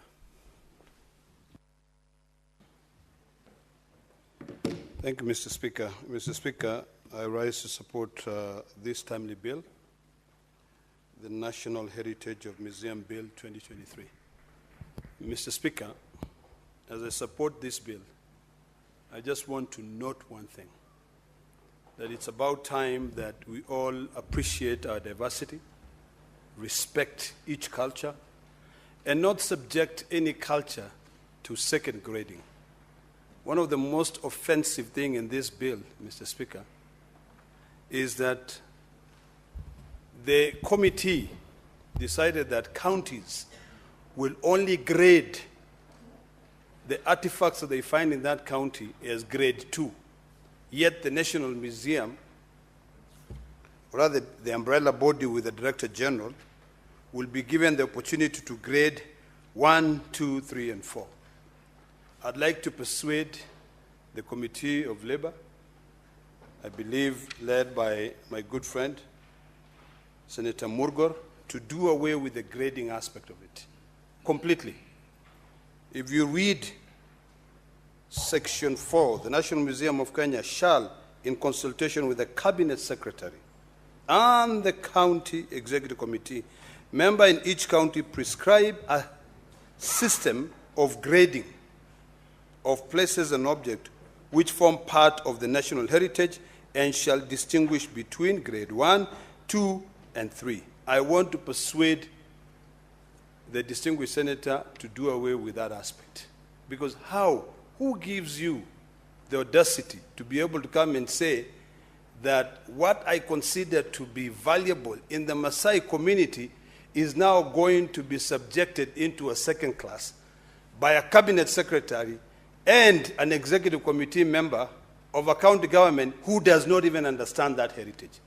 Mr. Speaker, I would like to persuade directly the good distinguished senator to do away with that. The other part which I thought was wrong, Mr. Speaker, is on number 8.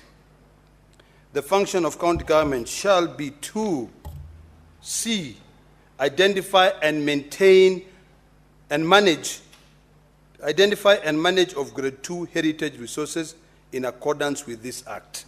Mr. Speaker, the reason why I find that provision to be wrongly placed is because the colonial masters came into this country.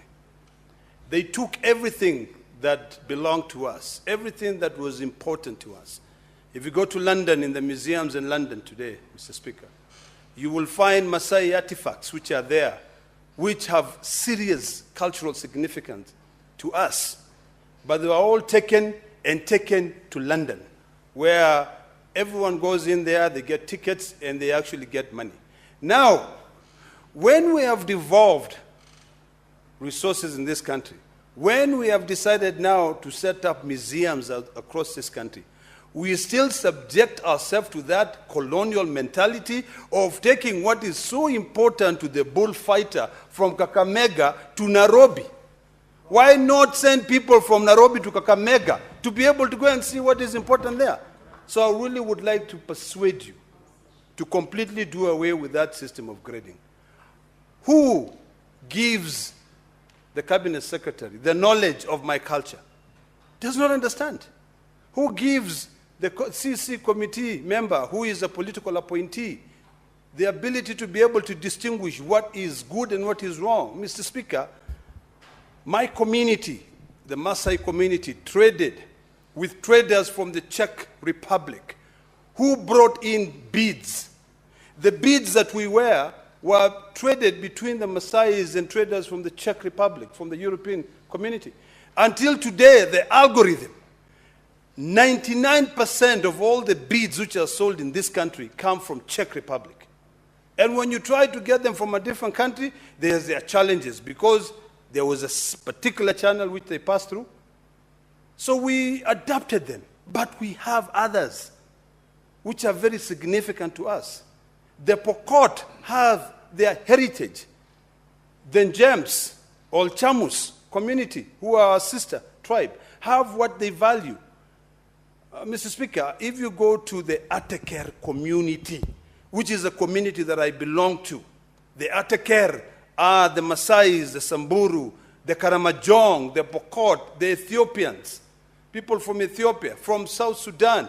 We have our heritage, which we have preserved for years. It is upon us.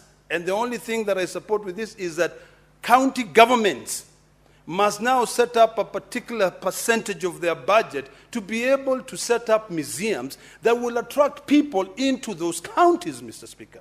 Mr. Speaker, the challenge we have at the moment is that because of this cosmopolitan nature, some of us are afraid that our own counties will be strangers, will be people who will be put in museums.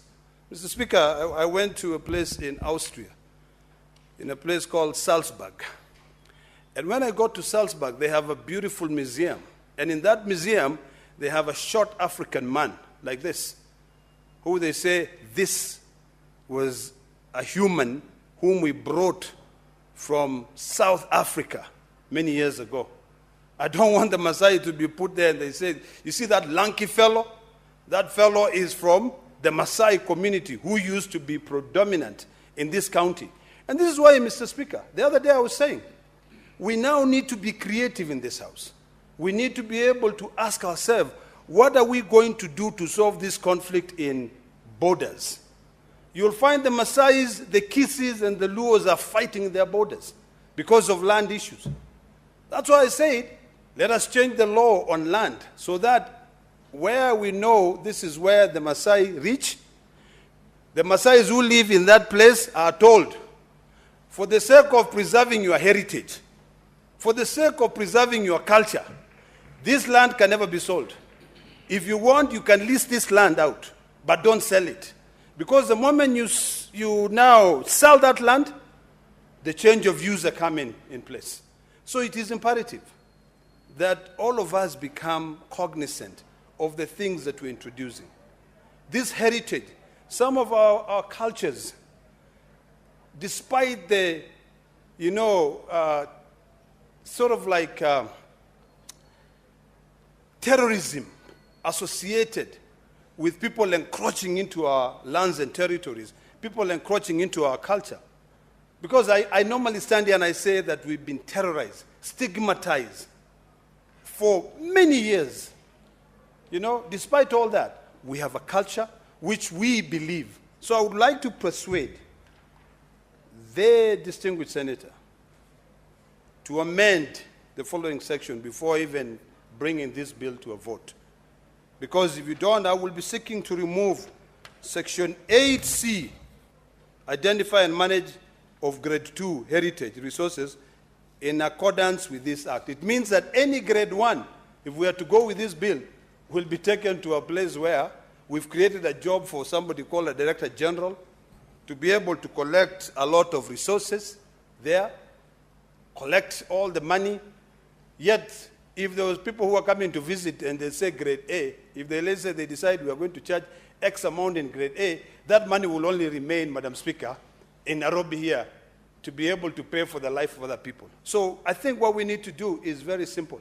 Even on the part where you are recommending that this DG, who is now the head of the administration, can receive money, donations, you know, we need to be specific on that. The donations that are received, if the donations are received because of an artifact that came from Masai land, then that money is directed to the museum in Narok. You know, if that money is from West Pokot, it is sent to West Pokot. If it is from Kakamega, it is sent to Kakamega, so that we can be able to benefit from our own heritage. So that is very, very important.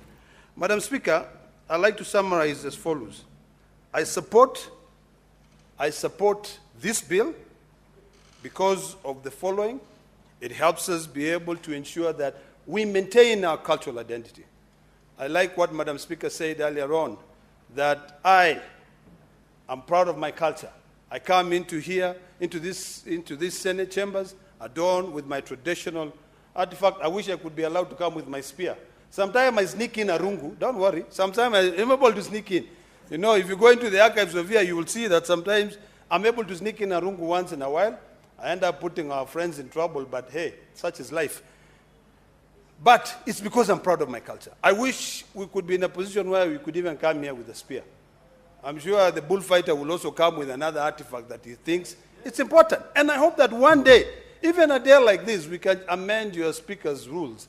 A day like this, when we are discussing a very important bill like this, all of us should be allowed to come in dressed the way we want. Some, if you want to go the way you want to breathe well, so be it. You know, such is very, very important because it helps us. One of my biggest problems that I'm facing at the moment is that the younger generation, and I'm happy that I can see a few who are in these chambers, will be so disadvantageous in learning about our cultural heritage. You know, before, we used to have our grandparents who would sit down and talk to us about our historical identity, where we come from. And that's why I can stand here and I say that I originally came from Tanzania, which is, there was no border between Kenya and Tanzania. It was just Masai land. But my heritage is mostly from Tanzania coming into this Kenya. I heard today the bullfighter talking about his heritage from Zambia, saying that, you know, maybe he came from there. That just shows that we have our brothers, we have our cousins, we have our sisters in other territories. So what unites us is to find what they find important and we keep it. Today, if you find a Maasai from Tanzania and a Maasai from Narok, we speak the same language, we value the same things. So it is upon us, Madam Speaker, to be able to say this is what is of importance to us that we want to preserve, not some cabinet secretary sitting somewhere given power by this act, or some CC of a county sitting there to be able to set up a committee to determine this is of economic value or this is of good heritage. No, it is upon us for us to be able to do that. It is also important, and the reason why I think I like what this bill seems to achieve, apart from those areas that I pointed out, for us to continue educating our children. Our own children, we need to educate them. My grandfather taught me about my culture. That's why I'm very proud of my culture. Today, if, let's say, because of our busy schedules, we don't find time to educate our children, to tell them this is about the Wanga Magere, or this is about Mumbi, you know, this is about Olonana, I think we can be able to either push it, and I was hoping that you would go to that direction, that this should be a subject that can be taught in early primary, so that when the kids are growing up, they can be able to understand. TikTok has messed us up. I mean, you know, let's call a spade a spade. TikTok has messed us up. You know, the internet has messed us up. People now, you'll see young kids insulting their elders. You know, that is uncouth. It was something which was unheard of. You'll see a young boy going there and saying, the bullfighter, F you, do this, whatever. Why? They don't understand the values that we have.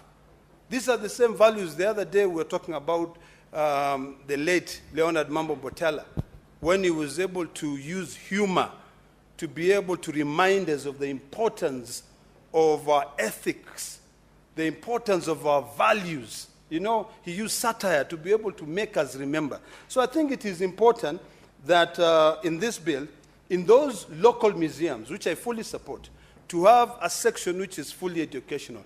In that section also, I think now when we craft up legislation like this, let us also add an internship aspect, where the local schools provide internship for students who are doing history, who are doing culture, to come here and learn. Let them be the tour operators. If you go to a museum in London, you'll find someone who will be your tour guide. And the tour guide will have a detailed perspective of that culture, the struggles, the things that these people have gone through. Now, everything we're doing today, Madam Speaker, is going to determine what the future generation is going to be able to take as valuable.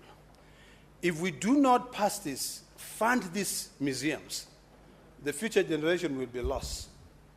The future generation will be looking at the current generation as to what we are reading, TikTok and all that stuff. You know, Madam Speaker, yesterday I was talking to a young girl, and she said, we Gen Zs, the maximum kids we can get are 2. We will not buy houses, because why do we buy houses? The interest rate is 18, 20%. We don't have good salaries. So we'll just exist. How do you just exist? And that is why I'm saying it is about time that we now look within our own means and ask ourselves, what is it that we can do to change our future? The future generation will depend heavily on how we prepare ourselves. If we sit here and we continue just amassing a lot of wealth, lining our own pocket, putting our country into debt, such that the future generation, when they come, they cannot even be able to have an identity, all they'll be doing is working to pay that debt. It will be very wrong. So, Madam Speaker, education is key. Preserving our national heritage is also very key in terms of this act.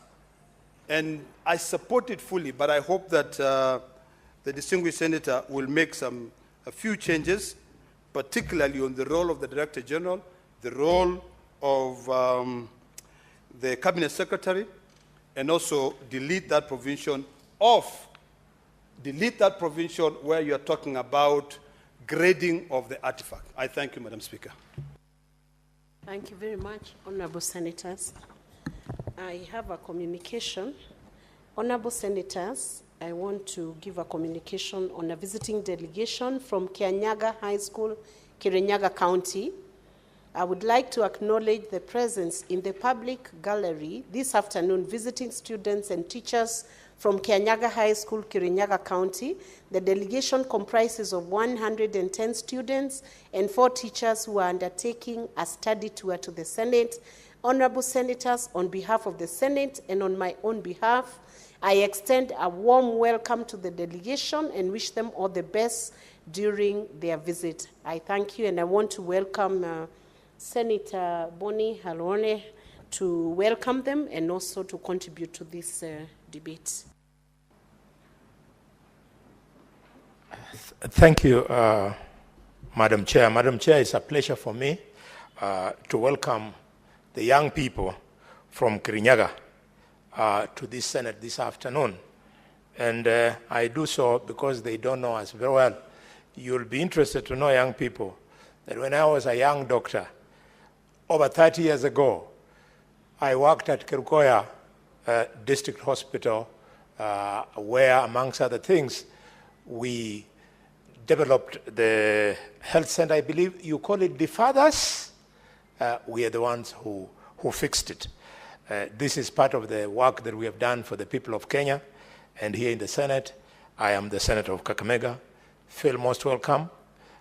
When you leave, I don't know whether your senator is around. I will come and address you outside so that we know each other better. Madam Speaker, thank you that I got your eye on an opportunity to speak to this very important piece of legislation. Mr. Speaker, Madam Speaker, I therefore rise to second the bill on the Heritage and Museums Bill 2023 of Kenya. Mr. Speaker. Madam Speaker. Madam Speaker, I think the best place for me to start in my contribution is where is this law taking us in terms of the economic impact. The impact, Madam Speaker, is that this is the future of tourism in this country. I've heard you speak to it, but let me just borrow one statement from you. You spoke to what you find in the museums in the UK. I've also had an opportunity to go there in those museums, and you cannot imagine, it doesn't matter what time, be it in winter, be it in the summer, when you go to the UK, those museums are always full. They make money from people just visiting their museums. It is my belief that the future of tourism in this country will have to either grow or migrate from the current tourist attraction, which is just simply the white beaches at the coast and the obsession about the big five, which is okay. A leopard is a good thing, an elephant is a good thing, so is the lion and so on and so forth. But inside cultural tourism is a treasure that is going to earn this country billions of dollars never imagined before. And I want to thank my brother, Bishop Racha, Murgor Julius, for this great industry. Madam Speaker, since the distinguished senator has been organized enough to move us from the national then to the county, allow me for purposes of being understood very well to speak to the heritage of my community, the Baluya culture. Madam Speaker, just like your culture of the Kikuyu, we want to speak to these things openly and in distinguished platforms like the one in this Senate for us to debunk the lie that when you're proud of being a Kikuyu, that when you're proud of being a lawyer, it is tribalism. It's not. Tribalism is negative ethnicity. But positive ethnicity, like what is being provided for in this bill, should be welcomed by all Kenyans who want to break fresh ground for our economy. If you come, Madam Speaker, to our 5 counties of the Luhya Nation, back in Kitale, there will be a museum. In Busia town, there will be a museum. In Bungoma town, there will be a museum. In Mbale town, there will be a museum. And of course, the mother of all the counties, Kakamega County, there will be a museum in Kakamega. The museum in Kakamega will give our children and our visitors an opportunity to know that just like all the communities of the world, we also have our own heroes. And our heroes are not limited, Madam Speaker, to just the politicians. I wouldn't mind being called a hero myself, but I know my grandfather, Hayati Ihunyalo, Wakaluali Simbwa, Simbwa Shina Simba, was a greater hero than myself. And yet, no record exists of this great man. He teamed up, Madam Speaker, with the other heroes in my community, mainly hero called Lusala, from Shinyalu and a hero called Mambere from Shinyalu, and we had epic battles. It's unfortunate that heroism at that time, Madam Speaker, used war as a yardstick to define a hero. And these great heroes that I've mentioned are the ones who drove the pastoralist communities, the Maasais, the Kalenjins. We drove them out of the present-day Kakamega. I know the Senator of Kajiado of Narok, I beg your pardon, the district senator from Narok will be happy to know that until just the other day, we were having Maasais in Kakamega. Yes. In fact, the member of parliament, I think, of Gilgoris is, I've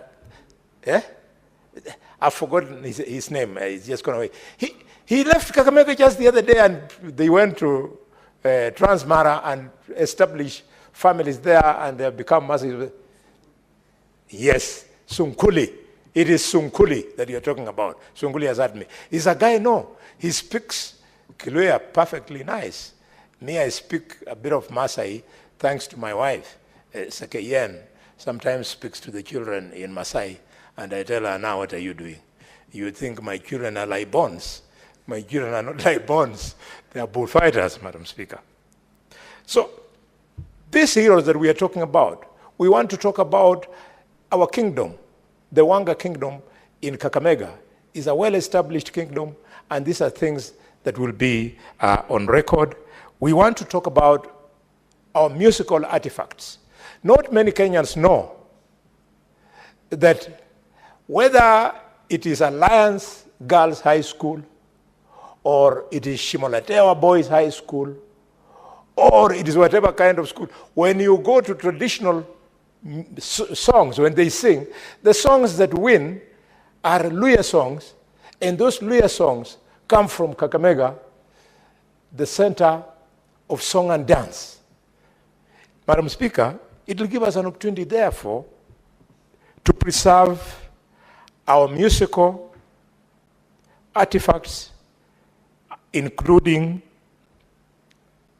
the kind of plays that traditionally are practiced by my community, which include, Madam Speaker, but not limited to Shinanda, Madam Speaker, Isukuti, Litungu, Shiriri, Endebe, Itiolo, name it.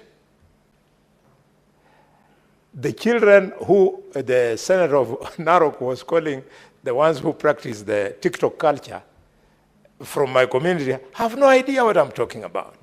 But if we have this museum, then they'll be properly socialized.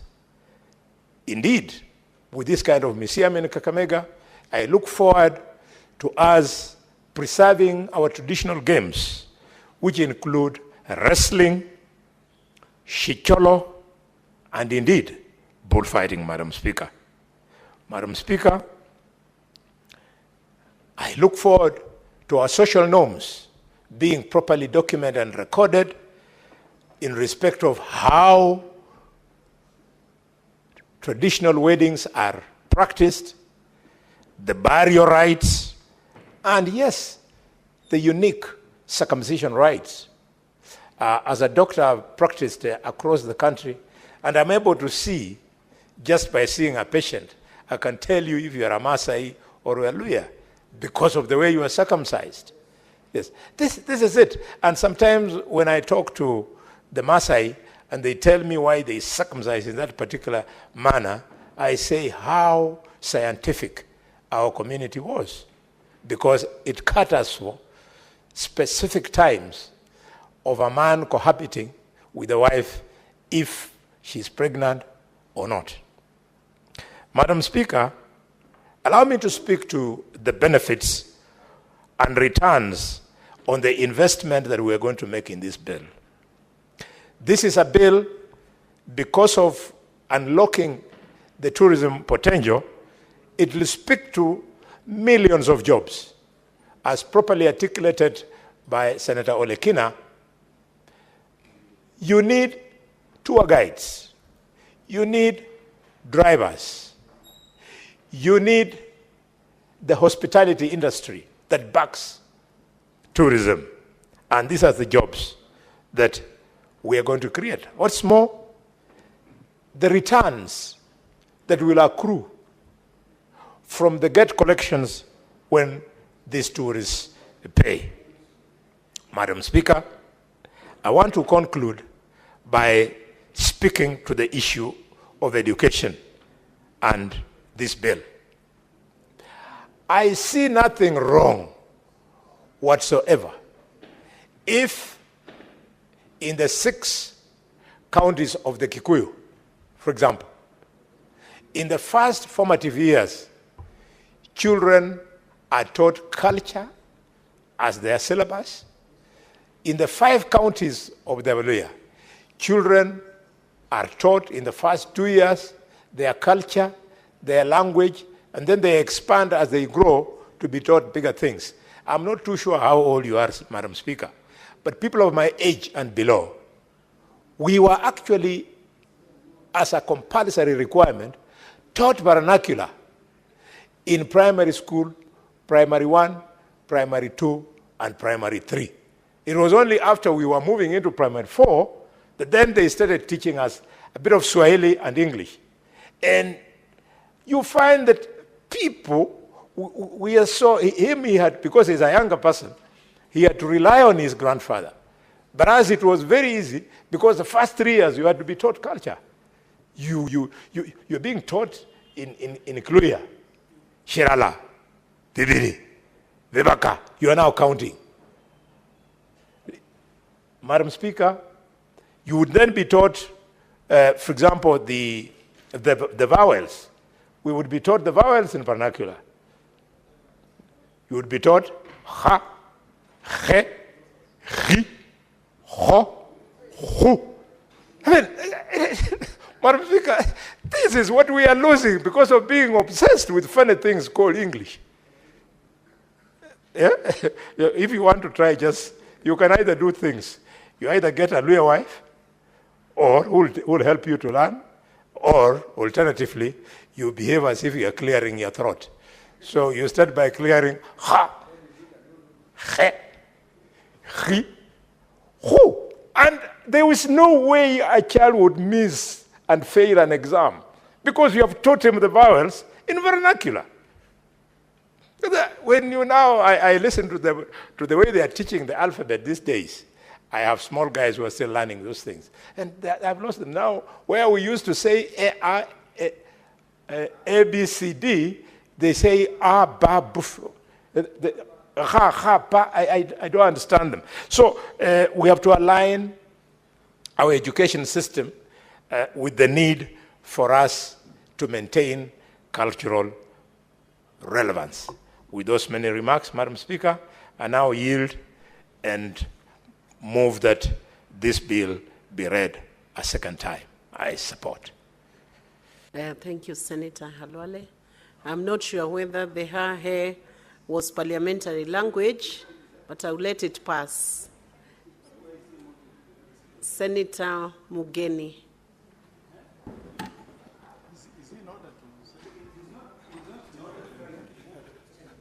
Yeah, Madam Speaker, thank you. He's not moving. We are in debate stage. Yes, I don't. Senator Boni Halwale. I think Senator Boni should withdraw the Can remarks. you withdraw the remarks that you are moving? The debate. You cannot say you are moving. Senator Mugeni. Thank you, Senator Mugeni. It's also possible that a student can teach a teacher. Since I'm your teacher on parliamentary practice, I stand corrected. I didn't realize what I had done. If you had heard me at the end, I had said I support strongly. Yes, yes. Senator Boni will implore on other senators to become seconders of many bills so that your mindset does not always think you are seconding a bill. Thank you. Proceed, Senator Mugeni. What is your clarification, Senator Kenywa? Madam Speaker, I heard what the majority said, and I just wanted clarification because he sounded like what the kids of today are being taught is not important. When he said they are taught, instead of A, B, C, D, what they are taught, it seemed to me like he said it's not important what they're taught today. Clarify whether the education today as it is still important. Senator Boni. Yes, Madam Speaker, I hear the concerns of the Senator of Laikipia. And if I'm old-fashioned, somebody forgive me. I am so confused about the system of education that we have in the country. I actually don't know. This thing called CBC, Madam Chair, I have no idea what it means. In fact, I was joking with my farm manager, who told me that he asked his 5-year-old, not 4-year-old daughter, to spell her name. She's called Rosalia. And so to spell her name, so the girl said, spelling of my name, Rosalia, is Ro-Sa-Lia. And then I said, look at this CBC. Look at what it is doing to Rosalia.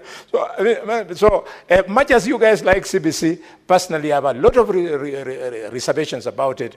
We could do it better. I hear in Botswana, it has been done well, and for them to get there, Madam Speaker, they piloted it, I hear, for 10 years. As we got it and applied it in the same tradition that a child learns how to balance himself on a motorbike, and in the afternoon is a boda businessman or businesswoman. Thank you, Madam Speaker. Thank you, Senator Boni. Senator Okongo Mugeni. Yes, Madam Speaker, thank you for giving me an opportunity to also make a contribution to this fairly important bill, the Heritage and the Museums Bill of 2023. Madam Speaker, the Swahili say, mwacha mila ni mtumwa. Mwacha mila ni mtumwa. Just, Madam Speaker, if you have traveled around the world, you will realize that many countries have put best effort to preserve their heritage, their culture. When you go to a country like Morocco, you will know that these are Moroccans. In this country, Mr. Speaker, Madam Speaker, if you go to Maasai land, where Senator Oloikina comes from, you will immediately know that these are Maasais. They have preserved their culture. Unfortunately, some of the sub-tribes in this country, including my own, in Kisii, we are forgetting our heritage, we are forgetting our culture. We are losing our identity. You go to Maasai land, I'm sure almost 90% of the Maasai people can speak Maasai. Yes. And they are proud of it. They are proud of that culture. When you drive Narok to Kisii, every Maasai will be carrying a traditional, I don't know what's the significance, but you will find every Maasai as that traditional rungu, Madam Speaker. Tourists who come to Kenya may not know that there's a tribe called Kuria. Maybe they know about Kisii because we have Chinkoro. But they may not know, Madam Speaker. You go to a country, if somebody has come to Kenya and visited Masai Mara, they will, most unlikely will they mention Kikuyu sub-tribe or the Kisii sub-tribe. But they will tell you, are you Maasai? Because, Madam Speaker, the Maasai have been one of the most successful tribes in this country that have retained their heritage, their culture. It's really sad. Even for me, as a father, I feel sorry for myself because our children think that it's very fashionable to speak English and not to speak your local language. I mean, some of us went to school where, from class 1 to class 4, Madam Speaker, the language of choice was your ethnic language. We had a book called Ratemo. I don't know. There's nobody here from Kisii.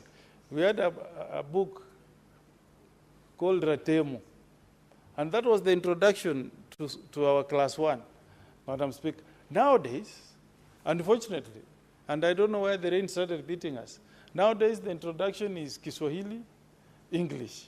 How I wish we can find room once more, because the Chinese are controlling the world, but they speak Chinese. They're not embarrassed. They're not ashamed of it. You go to Japan, the Japanese still speak Japanese language, but they're still able to be pace setters in technological development. But in this part of the world, we are teaching our children to think that if you speak your ethnic language, then you are primitive. That should not be it, Mr. Speaker.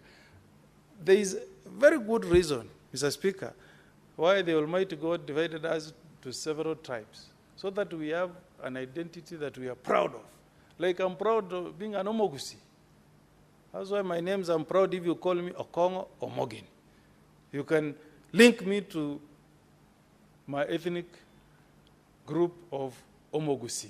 So I support this bill, Mr. Speaker, Madam Speaker, and from the onset, Mr. Speaker, I want to say that I'm one of those Kenyans who are very proud of my own heritage and my own culture.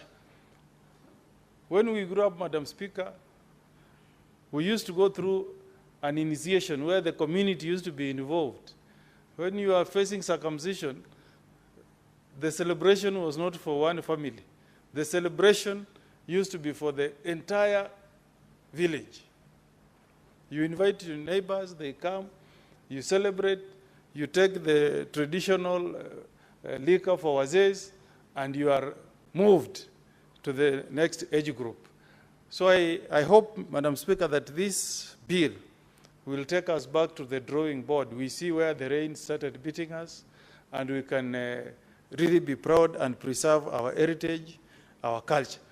Coming to the museums, you travel to other countries, and you'll be surprised. The queue you will find in a museum. When you go inside, there isn't much.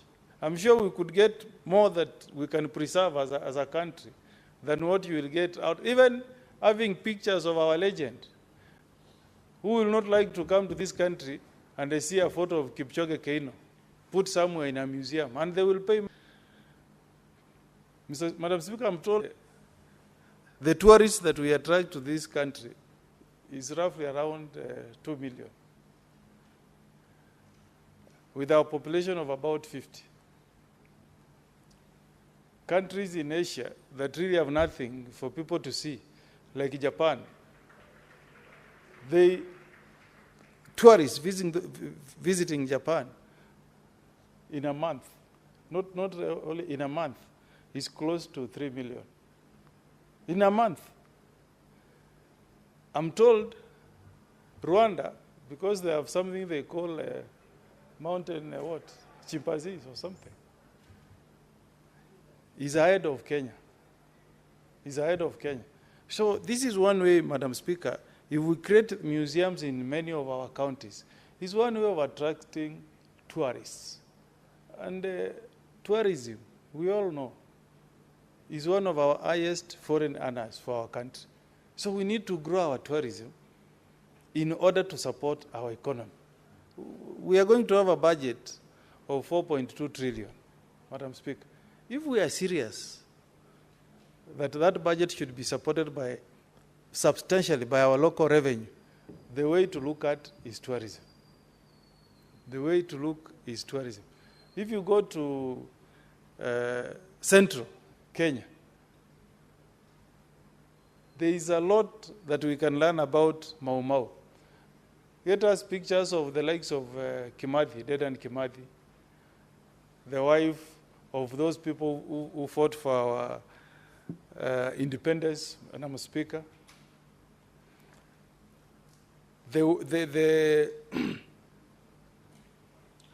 weapons, I don't know. Don't we have people, Madam Speaker, in central Kenya who kept rungus that were used to fight Muzungu, or a spear that killed a Mzungu in Nyamira and then the larger Kisii. We are told that there is a man who is called Otenyo.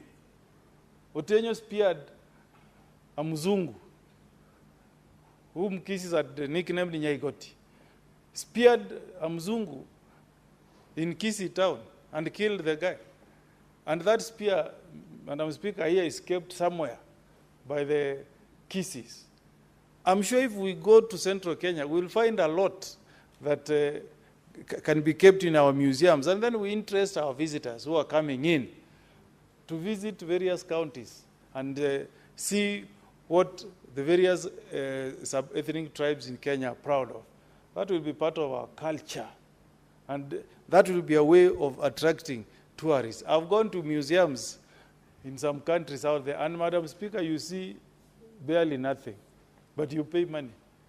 Because when you land, the taximan, the guy at the airport, will go to great lengths to interest you to visit the museum. But when you go there, there is nothing. How many of us have jetted into Kenya through Jomo Kenyatta, and there is somebody to interest you to visit a park that is just within the city? And how many countries have a park within the city? There is nobody. You are entering Nairobi, there is nobody to interest you and say, visit a national park, which is just in the boundaries of the city. Nobody. You go to Dubai, the moment you land, there are people queuing, trying to interest you. Go to the desert safari, I don't know where. And when you go to desert safari, these are our roads, rough roads here. You just see vumbi and nothing. So we need to do a lot. I want to appeal to our CS tourism to tap into the potential that this country has in tourism. And she can bring us a lot of foreign earnings if only she tapped the potential that is there, the untapped potential in the tourism sector. In Kisii, we have soapstone. There is no country in Africa that has the Kisii soapstone. There is none. It's only found in Kisii, Tabaka, in an area called Tabaka. There is no any other in South Mogrango. Even if you go to West Pokot, that stone is not there. Go to Kajiado, it's not there. We go to Murang'a, it's not there. It's only found in Kisii, in Africa, no any other country. But many tourists come to Kenya, they go to Masai Mara, full stop. Come back to Nairobi, board a plane, back to Europe. But if we had a desk at the airport that is marketing that industry in Tabaka there, I'm sure we will get a lot of revenue. And you know, we sell those carvings. When you go to Europe, you will pay a leg and an arm. We used to do that as arts and crafts when we were young boys in school. Then, Madam Speaker, I'm happy that we are allowing the board to have a full mandate of recruiting the MD for the National Museums of Kenya. But then again, we have a problem that is cropping up in this country. Madam Speaker, even where you create a board like this, I was in a political function where somebody was pleading with the president to assist somebody to be appointed, and where we as members of parliament have passed a law that says recruitment will be competitive and based on merit. You are a lawyer, Madam Speaker. You know the agitation by lawyers preceding the 2010 Constitution. You know what the MOU between Raila Amolo Odinga and President William Ruto is about. It's about fairness. It's about inclusivity. It's about eradicating corruption.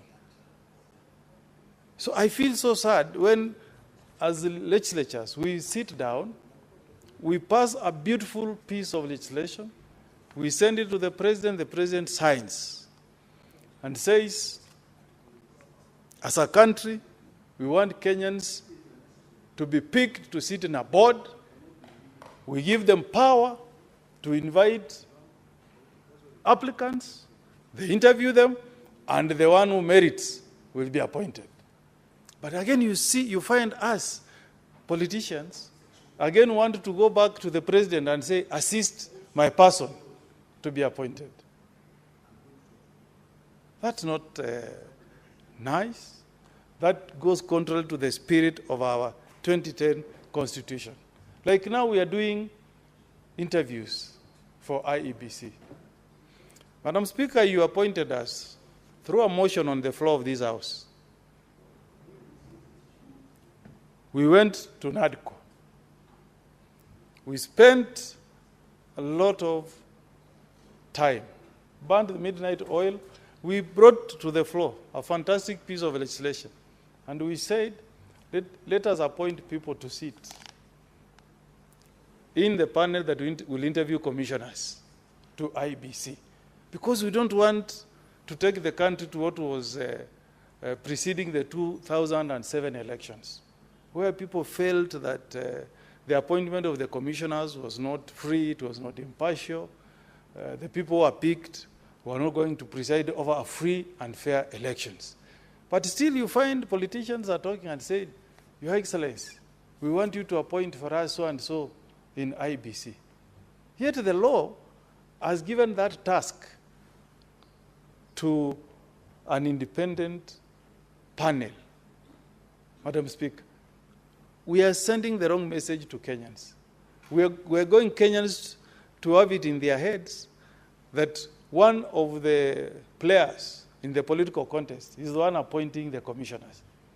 We should do public participation, tell Kenyans that we have commissioners in office, let them be given an opportunity without any interference to interview candidates, and let the best. Anybody from any of the 47 ethnic tribes, Madam Speaker, can be a chair of IBC and the others can be commissioners. And we run an election that will not invite another 2007 situation in our country. So I hope the board that is proposed in this bill, Madam Speaker, will take the assignment seriously and appoint the managing trustee of the National Museums of Kenya freely, without any form of interference from anybody. That's how we'll create a country, Madam Speaker, that respects rule of law, where power is distributed, where the concept of a limited constitution is entrenched. You know the concept of limited constitution, that power is spread and shared by many institutions. And that even where you have a president, his powers are limited by what is in the constitution or in statutes. If the power to appoint has been given to a panel, the president has got no authority. If power to appoint has been given to the Public Service Commission, let them assert their independence. Mr. Speaker, I sat, Madam Speaker, in Kenya National, in Ethics and Anti-Corruption Commission as a chair of the board, interviewed the executive director and 4 assistants without any phone call or anybody attempting to interfere with that assignment. And even if you said no, what will happen? Nobody will kill you, because you are doing a job that has been given to you by the Constitution and by our statutes. So I want to urge, as a way of also having a good heritage as a country, let us have this spread of power, president, ministers, interview panel, independent commissions, so that everybody can have a sense of belonging to this beautiful country called Kenya. So I want to support this bill, Madam Speaker, and hope that once it's enacted, it will go a long way in ensuring that we as Kenyans can again be proud of our heritage be proud of our culture, so that when I go to West Pokot, I'll find people of West Pokot still proud of their culture, proud of their heritage. Same for me as Omogusi, same for you from Kikuyu, same to my sister here from Kajiado. With those many remarks, Madam Speaker, I support. Thank you, Senator. Senator Osotsi Godfrey. Thank you, Madam Speaker. Madam Speaker, first of all, I'll start by supporting this bill, the Heritage and Museums Bill 2023. Madam Speaker, this bill actually repeals the National Museums and Heritage Act of 2006. That basically was established to manage all the national museums and the heritage of this country. But as you know, Madam Speaker, the fourth schedule of the Constitution provides that cultural issues, e.g., museums, is one of the devolved functions, and therefore a function that should be handled by our county government. So the current act, Madam Speaker, is offends the Constitution because it doesn't address what is contained in the fourth schedule of our Constitution. So this is a good attempt to try and align the prevailing law on museums and heritage to comply with the Constitution. And Madam Speaker, I know there are many, many other provisions in law which have not been aligned to the Constitution. They are still basically referencing the national government with very little on county government, and yet those functions are either shared between the two levels of government or have been devolved. So this is long overdue. We would like to give a legislative mandate, legal mandate, sorry, to our counties to be able to manage the museums and various assets on national heritage in their respective counties. Madam Speaker, museums and heritage is a very, very important thing to any country. And I think this country has never taken matters of museums and heritage very seriously, because if you visit other countries, especially the capitals of most countries, you realize that there is a lot of investment in museums and heritage. I've just came back about 3 weeks ago from Moscow. And if you walk around Moscow city, almost 90% of Moscow city is museums and heritage sites. They will show you various pieces of heritage across the city. All the streets, most of the buildings have been designed to preserve the national heritage. And Madam Speaker, that does a lot to our country. In terms of even tourism, tourist attraction, in terms of even preserving the sovereignty of a country, it is very important, because our youth would want to know how their forefathers lived, what they did, who are they. That information is very important and promotes patriotism in a country. So there is a lot that the country can gain from protecting its heritage, from investing in museums and basically protecting the assets, the cultural assets, in terms of collecting, documenting, exhibiting the materials, and basically the whole process of managing the artifacts and all that. I think that's very important to any country. If you go to a country, a city like London, you see heritage all over. If you go to the city of Berlin, you see heritage all over. But how much heritage do you see in this country? Madam Speaker, we are even destroying buildings of heritage in this country. The other day, Madam Speaker, you heard some people complaining about the renovation to State House. And they were saying, yes, as much as we want modernity, but we must try and protect the heritage of key buildings, key strategic buildings in this country, so that our youth, those who are here and those who will be born many years to come, will remember that this country had an history. This country had people who believed in heritage. So, Mr. Speaker, Madam Speaker, I think we need to invest seriously in our heritage.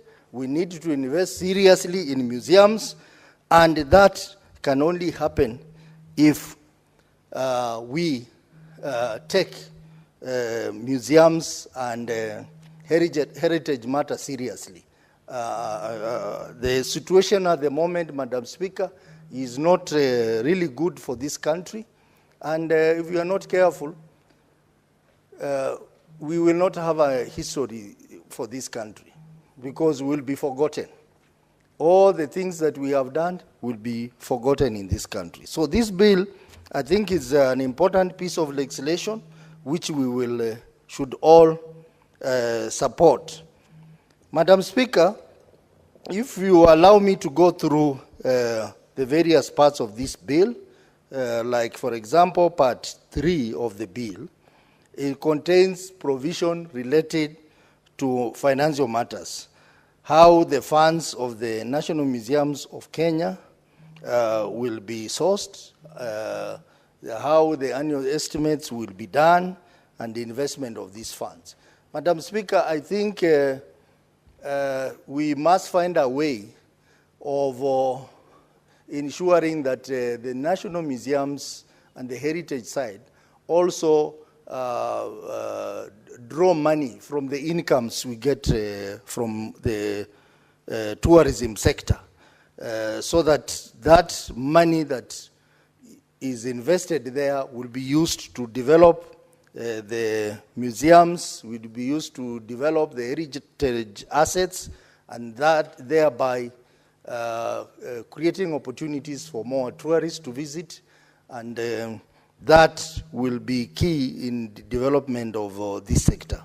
Madam Speaker, Part 4 of the bill provides for the management of national heritage, antiquities, and monuments. I think this is very important, Madam Speaker. You have seen the monuments that we have in this town, in this city, Madam Speaker. Look at the Tomboya monument and many other monuments in this city. They are not properly maintained. In fact, in some cases, they are even defaced. And I think this is where the county government of Nairobi needs to do something about it. In other countries, the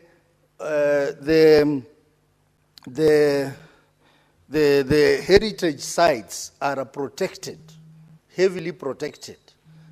But if you have like Tomboya monument, which is not protected, then what are you trying to say? You are trying to say that, yes, we have a monument for Tomboya, but because you have not properly protected it, then you expose it to vandalism, and therefore, in the end, actually defacing the name of Tomboya.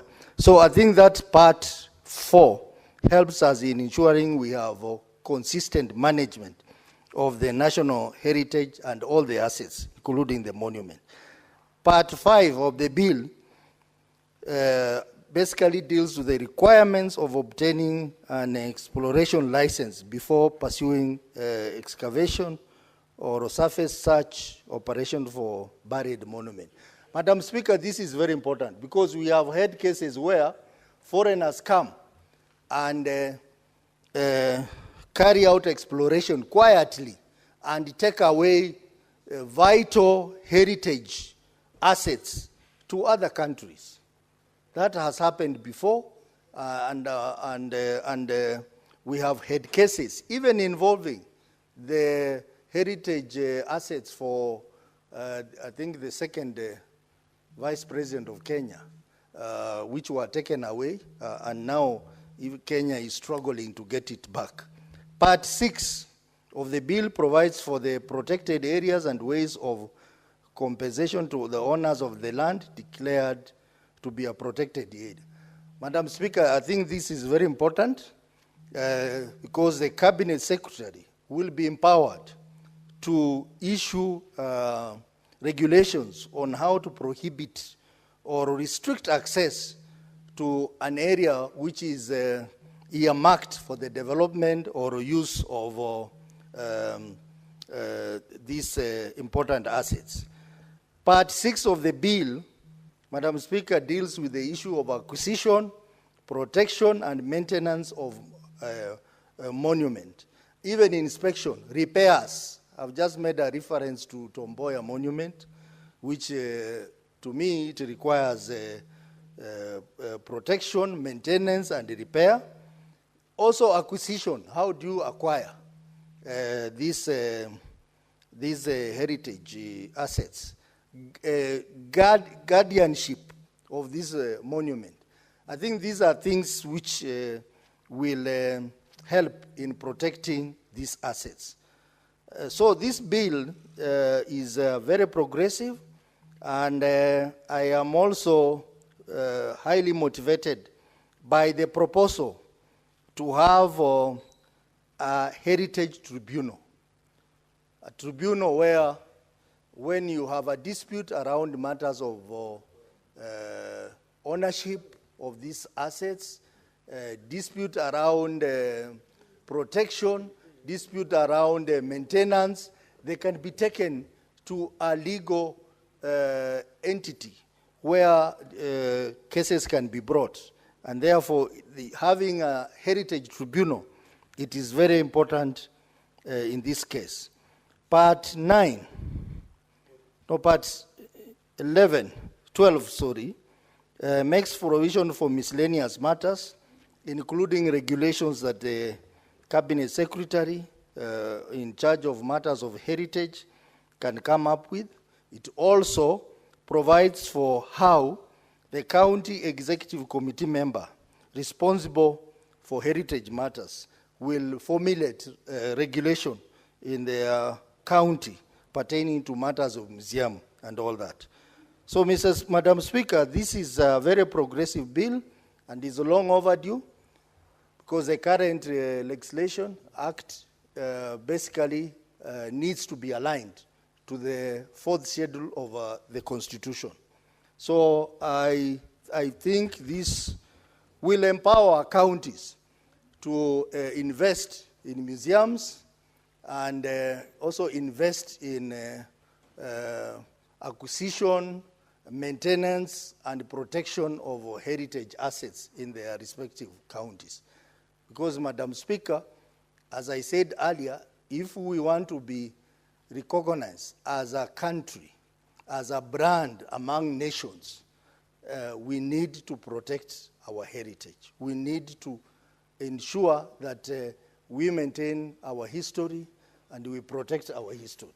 I have heard Senator Halware talk about the heroes who are forgotten. Madam Speaker, I know of so many heroes, for example, from my county, who even participated in war. World War, some participated in World War, some participated in fighting the colonialist, but they are not documented anywhere.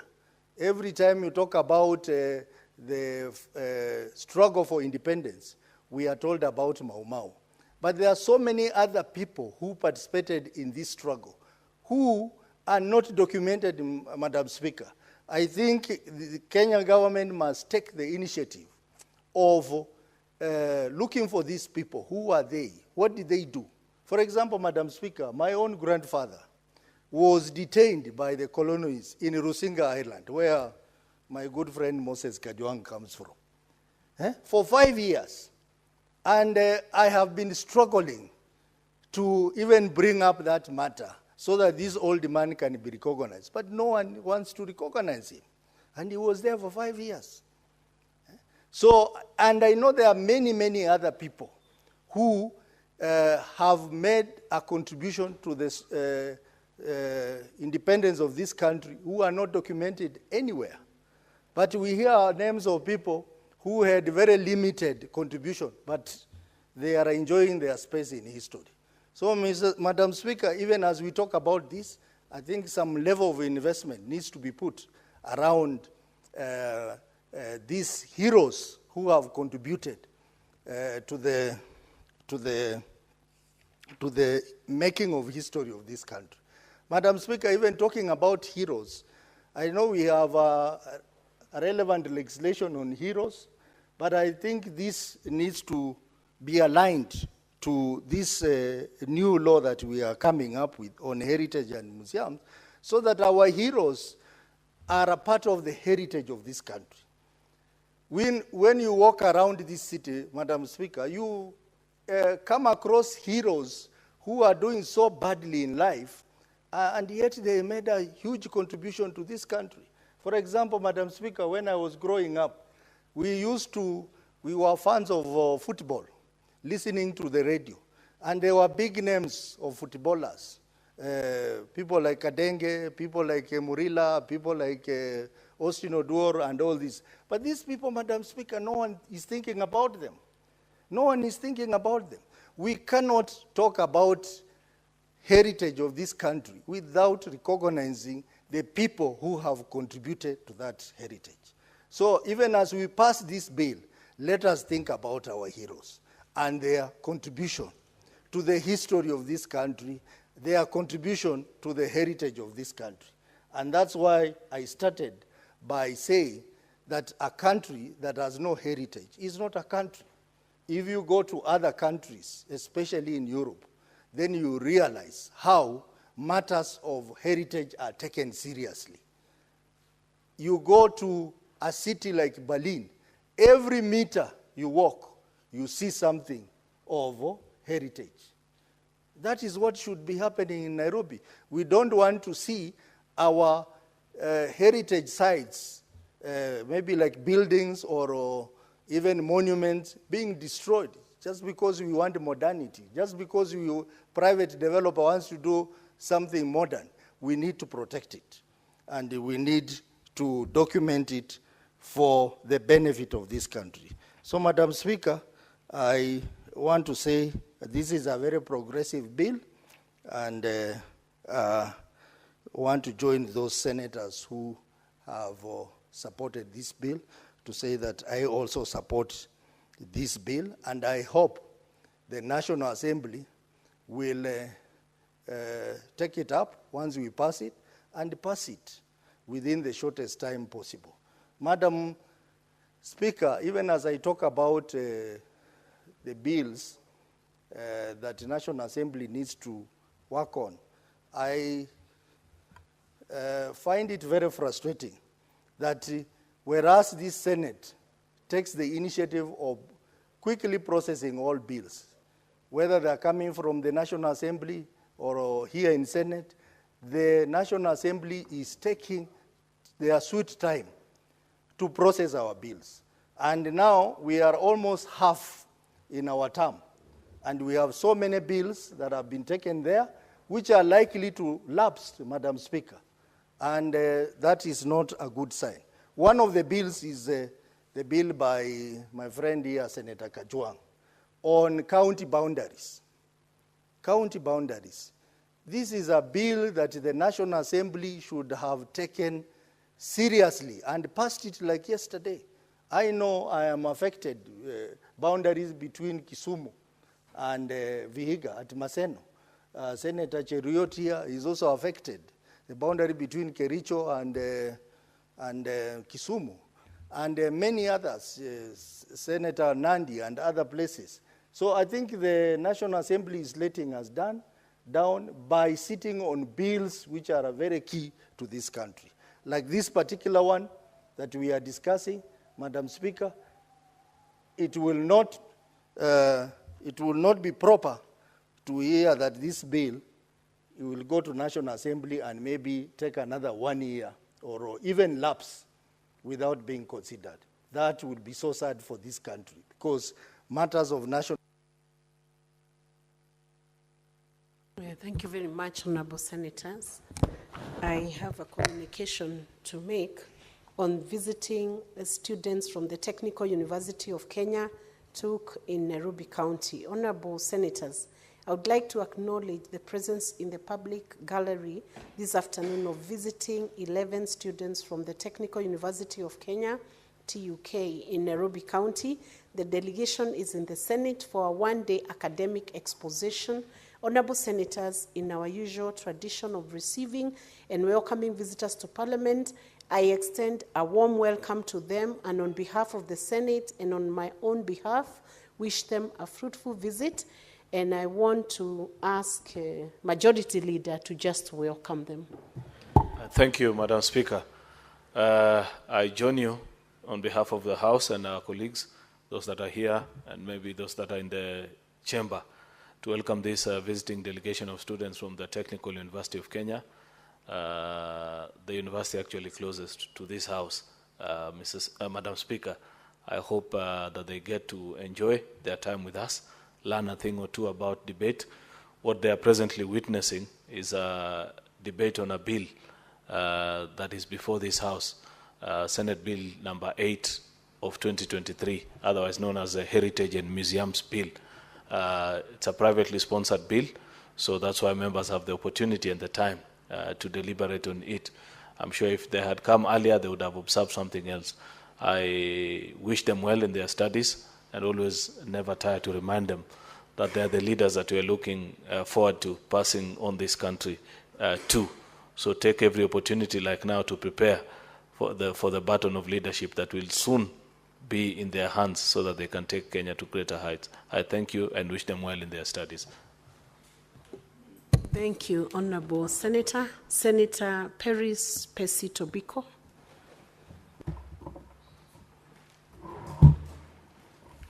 Thank you, Madam Speaker. Madam Speaker, let me also join the Majority Leader first to welcome the students from the Technical University of Kenya. Madam Speaker, some of them are personally known to me, and they are most welcomed, Madam Speaker, to watch the debates in this House, and even to learn more, and even to claim, some ownership of or belonging to this House. Later in the future, they will be the ones on this floor, Madam Speaker. Madam Speaker, thank you for the opportunity to contribute and to support the Heritage and Museums Bill, Madam Speaker. Madam Speaker, one time I was honored to be appointed a board member of the National Museums of Kenya. And I got to learn a lot of things that go on at the National Museums of Kenya, Madam Speaker. And Madam Speaker, I learned that a lot more goes on in the museums of Kenya than just, the conservation and the storage of old artifacts and a lot of things from our heritage, Madam Speaker. There is also a lot of research that goes on at the National Museums of Kenya, Madam Speaker. Actually, at the Museums of Kenya, you will find the most learned Kenyans probably, who are quiet, who have spent their time 30 years and above on research and they are doing a lot of great things, but things that may not have come out to the public to be known, Madam Speaker. Madam Speaker, at that time, the chair of our board was Issa Timami, today the governor of, is it Kwale? I think Kwale. Lamu. Issa Timami, the governor of Lamu. He was my chair then. And so, Madam Speaker, I actually learned that there is so much that goes on at the museum. The research that goes on there, even, about various diseases, various things in this country, plants, animals, a lot of things, Madam Speaker. And so if we were to take time and know what goes on at our museum, we will appreciate the existence of the National Museums of Kenya. And I think this bill comes at the right time, Madam Speaker, to address a number of issues and to even make the museums more valuable to Kenyans, Madam Speaker. Madam Speaker, our devolved units also now have a chance, in participating in securing and conserving our heritage, Madam Speaker, our traditions and cultural artifacts, Madam Speaker. It's because the museums are part of, the devolved functions, Madam Speaker. Madam Speaker, there is a lot, and there are communities, of course. I am proud to belong to a community that are naturally conservators. We have preserved our culture, we have preserved our traditions, our dressing, our cultural orientation. We have marketed this country, Kenya, Madam Speaker. We have given Kenya a face and a name internationally, Madam Speaker. And so, Madam Speaker, it is also good that for those communities that have held and conserved what is African, what is Kenyan, and what has given us an identity, there should be a way for them to earn from that, Madam Speaker. That there should be a way that people can earn royalties from what they have conserved over the years, Madam Speaker.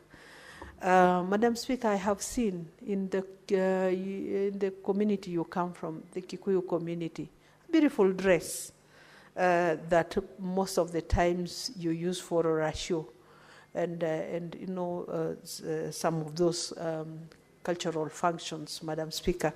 And this is part of our beautiful heritage, things that we should conserve. The Kambas still have their chade and all that, Madam Speaker. I'm sure every community has something that they would want to preserve. And we have, in this country, a rich heritage, Madam Speaker, not just of tourist sites, like in Kisumu, the Western region. They have, I'm sure, Senator Kajwang will tell us a lot of what is in Homa Bay and Migingo and all those areas. I've heard of the stone, is it called Kitmikai? Kitmikai, I would want to reach there. Naivasha, there is the Hell's Gate and all that. Madam Speaker, this country is rich. There is also what we have lost, Madam Speaker, because of the Western influence. We have lost a lot of our traditions. We have lost even direction, Madam Speaker. We have lost our cultures that were rich and that were orderly. Madam Speaker, even without the Constitution in my community, there is a way the community will run its affairs. There is a way that we have silent unwritten laws that would apply. If you steal, let's say, livestock, there is a way that is punished. And there is a way that punishment becomes completely prohibitive and deterrent, a deterrence measure, so that you don't repeat that kind of thing. There is what is a way, if you kill, if you murder someone, there's a way it's handled, in a way that will make it impossible or really, really difficult for someone to repeat that kind of act. I wish there was we have conserved our laws, our traditional laws, even the unwritten ones, Madam Speaker. If there is a way we can conserve these traditions, Madam Speaker, because our kids may not have a chance of getting to know that beautiful, rich side of our history, Madam Speaker. Madam Speaker, I was also thinking, counties should start maybe cultural events, and I think some have started. Like I have seen Narok, Kajiado, and Samburu have started cultural events that will help, to bring back that face of the community that is getting lost, Madam Speaker.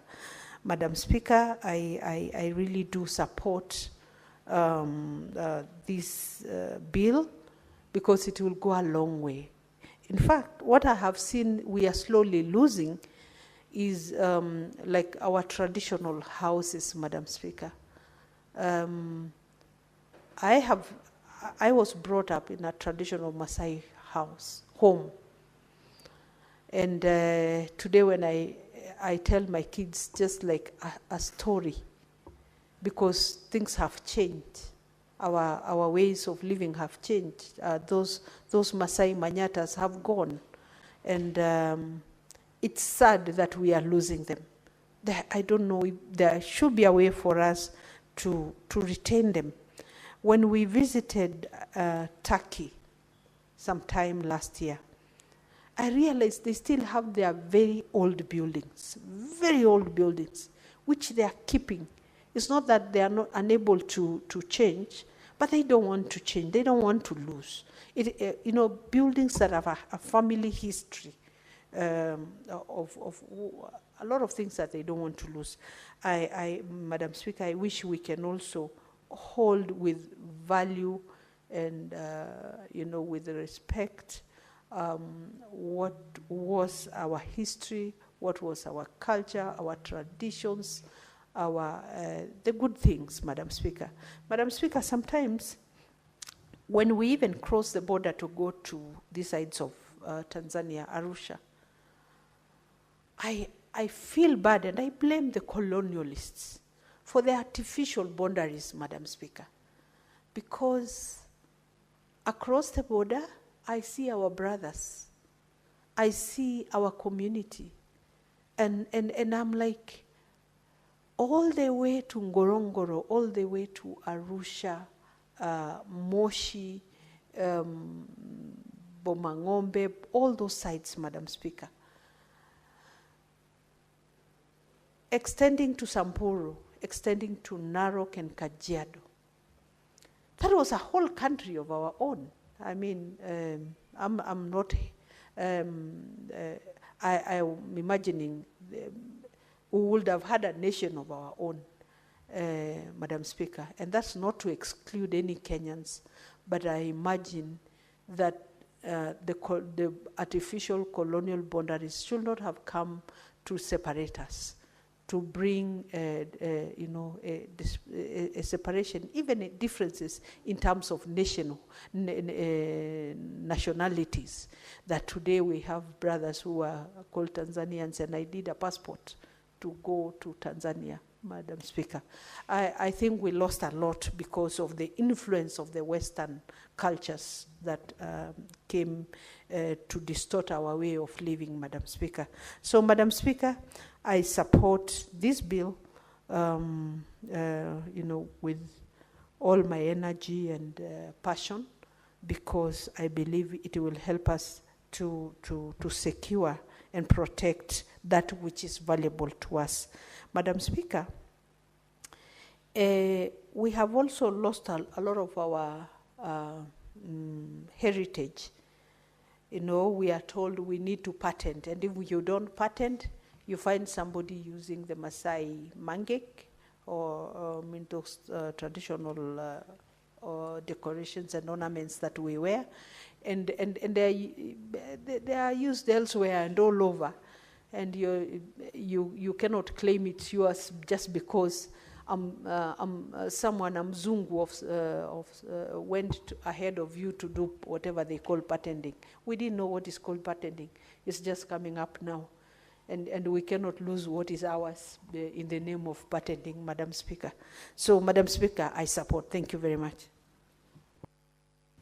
Thank you, Senator Perez. Senator Kajwang Moses Otieno, Homa Bay County Senator. Thank you, Madam Speaker. Madam Speaker, I rise to support this bill brought by Senator Recha Julius Murgor, the Heritage and Museums Bill of 2023. Madam Speaker, this is a very detailed bill. If you look at the Memorandum of Objects and Reasons, it has a lot of detail, and it is quite obvious that Senator Murgor applied his mind and perhaps even got the services of experts to come up with a bill that shall give effect to the 4th schedule of the Constitution that has devolved museums to county governments and has allowed the national government to only deal with national museums. Madam Speaker, these are some of the functions of county governments that have not been transferred for far too long. National museums, libraries, archives, and even roads. Actually, for roads, everyone knows what should be done. But because of the control of money at the center, we are yet to devolve or transfer the roads function fully to county governments. Madam Speaker, we had said previously that the national government should be dealing with classes A, B, and C roads, whereas classes D going downwards should go to county governments. So the museum function has not received the attention and focus that the roads function has received. It has not received the attention and focus that the water function has received or the land function has received. Madam Speaker, museums sometimes document the civilization of a society. And whenever you travel, many a times, you find that nations have curated their natural heritage and history in museums. When you go to Egypt, you land in Cairo, one of the main tourist attractions is the Egyptian Museum. I've had the opportunity to visit the Egyptian Museum. Madam Speaker, it tells you of the glory of the Egyptian civilization, a civilization that was perhaps greater than the Greek, the Roman, the Syrians, and sometimes you find that because history has been written in a skewed manner, if you do not visit some of these museums like the Egyptian Museum, you will never be able to contextualize and understand the scale and size, the complexity, as well as the superiority of the ancient Egyptians. But because they have curated all this, they have put it in a good museum which attracts millions of visitors annually, even current and future generations will be able to tell or understand the story of the ancient Egyptians.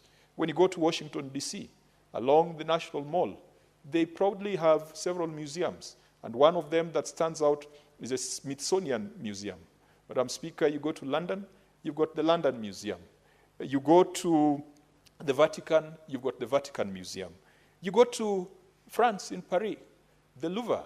When the Louvre caught fire, it was as if the heart and soul of France was burnt.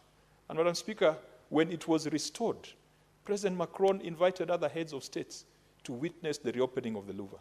That tells you how significant and how central museums are to civilizations or to telling the story of nations or telling the stories of societies.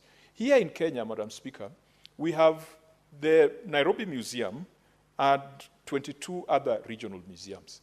Unfortunately, unless this is now being taught in the CBC system, but many typical Nairobians will not be able to mention more than 3 museums across the country. Of course, the one we have on Museum Hill is quite legendary, and a lot of children go there to be able to see some of the remains that the likes of Richard Leakey, and the early anthropologists were able to uncover. If you go to Mombasa, Fort Jesus has also been designated as a national heritage. Madam Speaker, I was talking to Senator Madzayo recently, and he was telling me that he was quite upset that when he went there, people are still forced to pay entry fees, and over and above the entry fees, there's a usual e-citizen convenience fee. So sometimes it makes it a little bit expensive. I have seen that Senator Murgor has got a 3rd schedule that talks about exemption of National Museums of Kenya from payment of access fees, permit, license fees, and export fees, heritage research. I am not very sure what that entails, but how I wish that for residents, we would minimize, we would put at a very minimal the entrance fees or access fees to museums to encourage more Kenyans to be able to visit those museums. I do recall recently, Madam Speaker, when the CS for Tourism did a waiver of park access fees to our national parks. I think it was a public holiday. And then to spur domestic tourism, the CS waived access fee. And Madam Speaker, what was witnessed in Nairobi, particularly at Nairobi National Park, there was serious traffic on Langata Road because Kenyans came out in numbers, families in hundreds and thousands, to go to the Nairobi National Park, simply because the fee had been waived. Perhaps if we cannot get rid of the access fees to our museums, we could find National Heritage Days when citizens can go to those museums. As I've said, that the National Museum here in Nairobi, it's mostly visited by students. And if you come from a school deep down in West Pokot, perhaps a visit to the National Museum is not an option because the distance is great and the cost is very high. And so you'll find that it only serves metropolitan students or metropolitan people. And so many, many children still go through the education system without being able to see what is contained in that National Museum. Madam Speaker, this bill, in giving effect to the 4th schedule, should see to it that the 22 regional museums are handed over to county governments. In Nyeri, there's a museum. In Kisumu, there's a museum. In Migori, we've got Thimli Chohinga, which is a protected site that captures an ancient Luo civilization. This should now go to county governments. But if they are going to county governments, functions should be accompanied by funds. So when we are talking about aligning the existing law to be in line with the 2010 Constitution, it should be functions plus funds. We are sending, or we are allowing county governments to take over the regional museums, allowing the National Museum to continue managing or administering matters of national importance and national heritage, but let's make sure that when we are doing our division of revenue and when we are doing our allocation of revenue, we can clearly cost what it takes to finance the museum functions. Madam Speaker, it is not just the artifacts that are going to county governments, but also the human resource and personnel who have been sitting in Nairobi under the national museums. And we need to be very careful on how we delineate and how we transfer the staff as well as the artifacts to the county governments. Madam Speaker, this bill makes reference to antiquities and protected objects. And Madam Speaker, that has mirrored the existing legislation. And one thing about antiquities and protected objects, I read somewhere that there are about 30,000 antiques and protected objects relating to Kenyan civilization and Kenyan culture that are sitting in Western museums and Western private collections. Madam Speaker, there was a project driven by guilt, particularly from the Western world, that they took away a lot of things from Africa And particularly in Kenya, it has been documented that 30,000 objects estimated have been taken away. Some are in France, some are in the UK, some are in New York or in the US. Madam Speaker, there's a project driven by guilt and trying to run away from restitution, where they are proposing, using advanced new technology, 3-dimension printing, that they can do 3D printing of the artifacts and bring them back to Africa, while the original continue to stay in private collections or in public museums in the West. That is completely unacceptable. We cannot take substitutes of antiquities and protected objects that were made by our forefathers and take a 3D printed option. Madam Speaker, I hope that even as we prosecute this matter, we shall bring or breathe some life into that project. One of the antiquities, and the reason why I got interested in this, was a traditional Luo headgear that was taken away around 1910 or 1911 by one of the colonizers. He took it into his private collection, and upon his death, he donated it to the National Museum.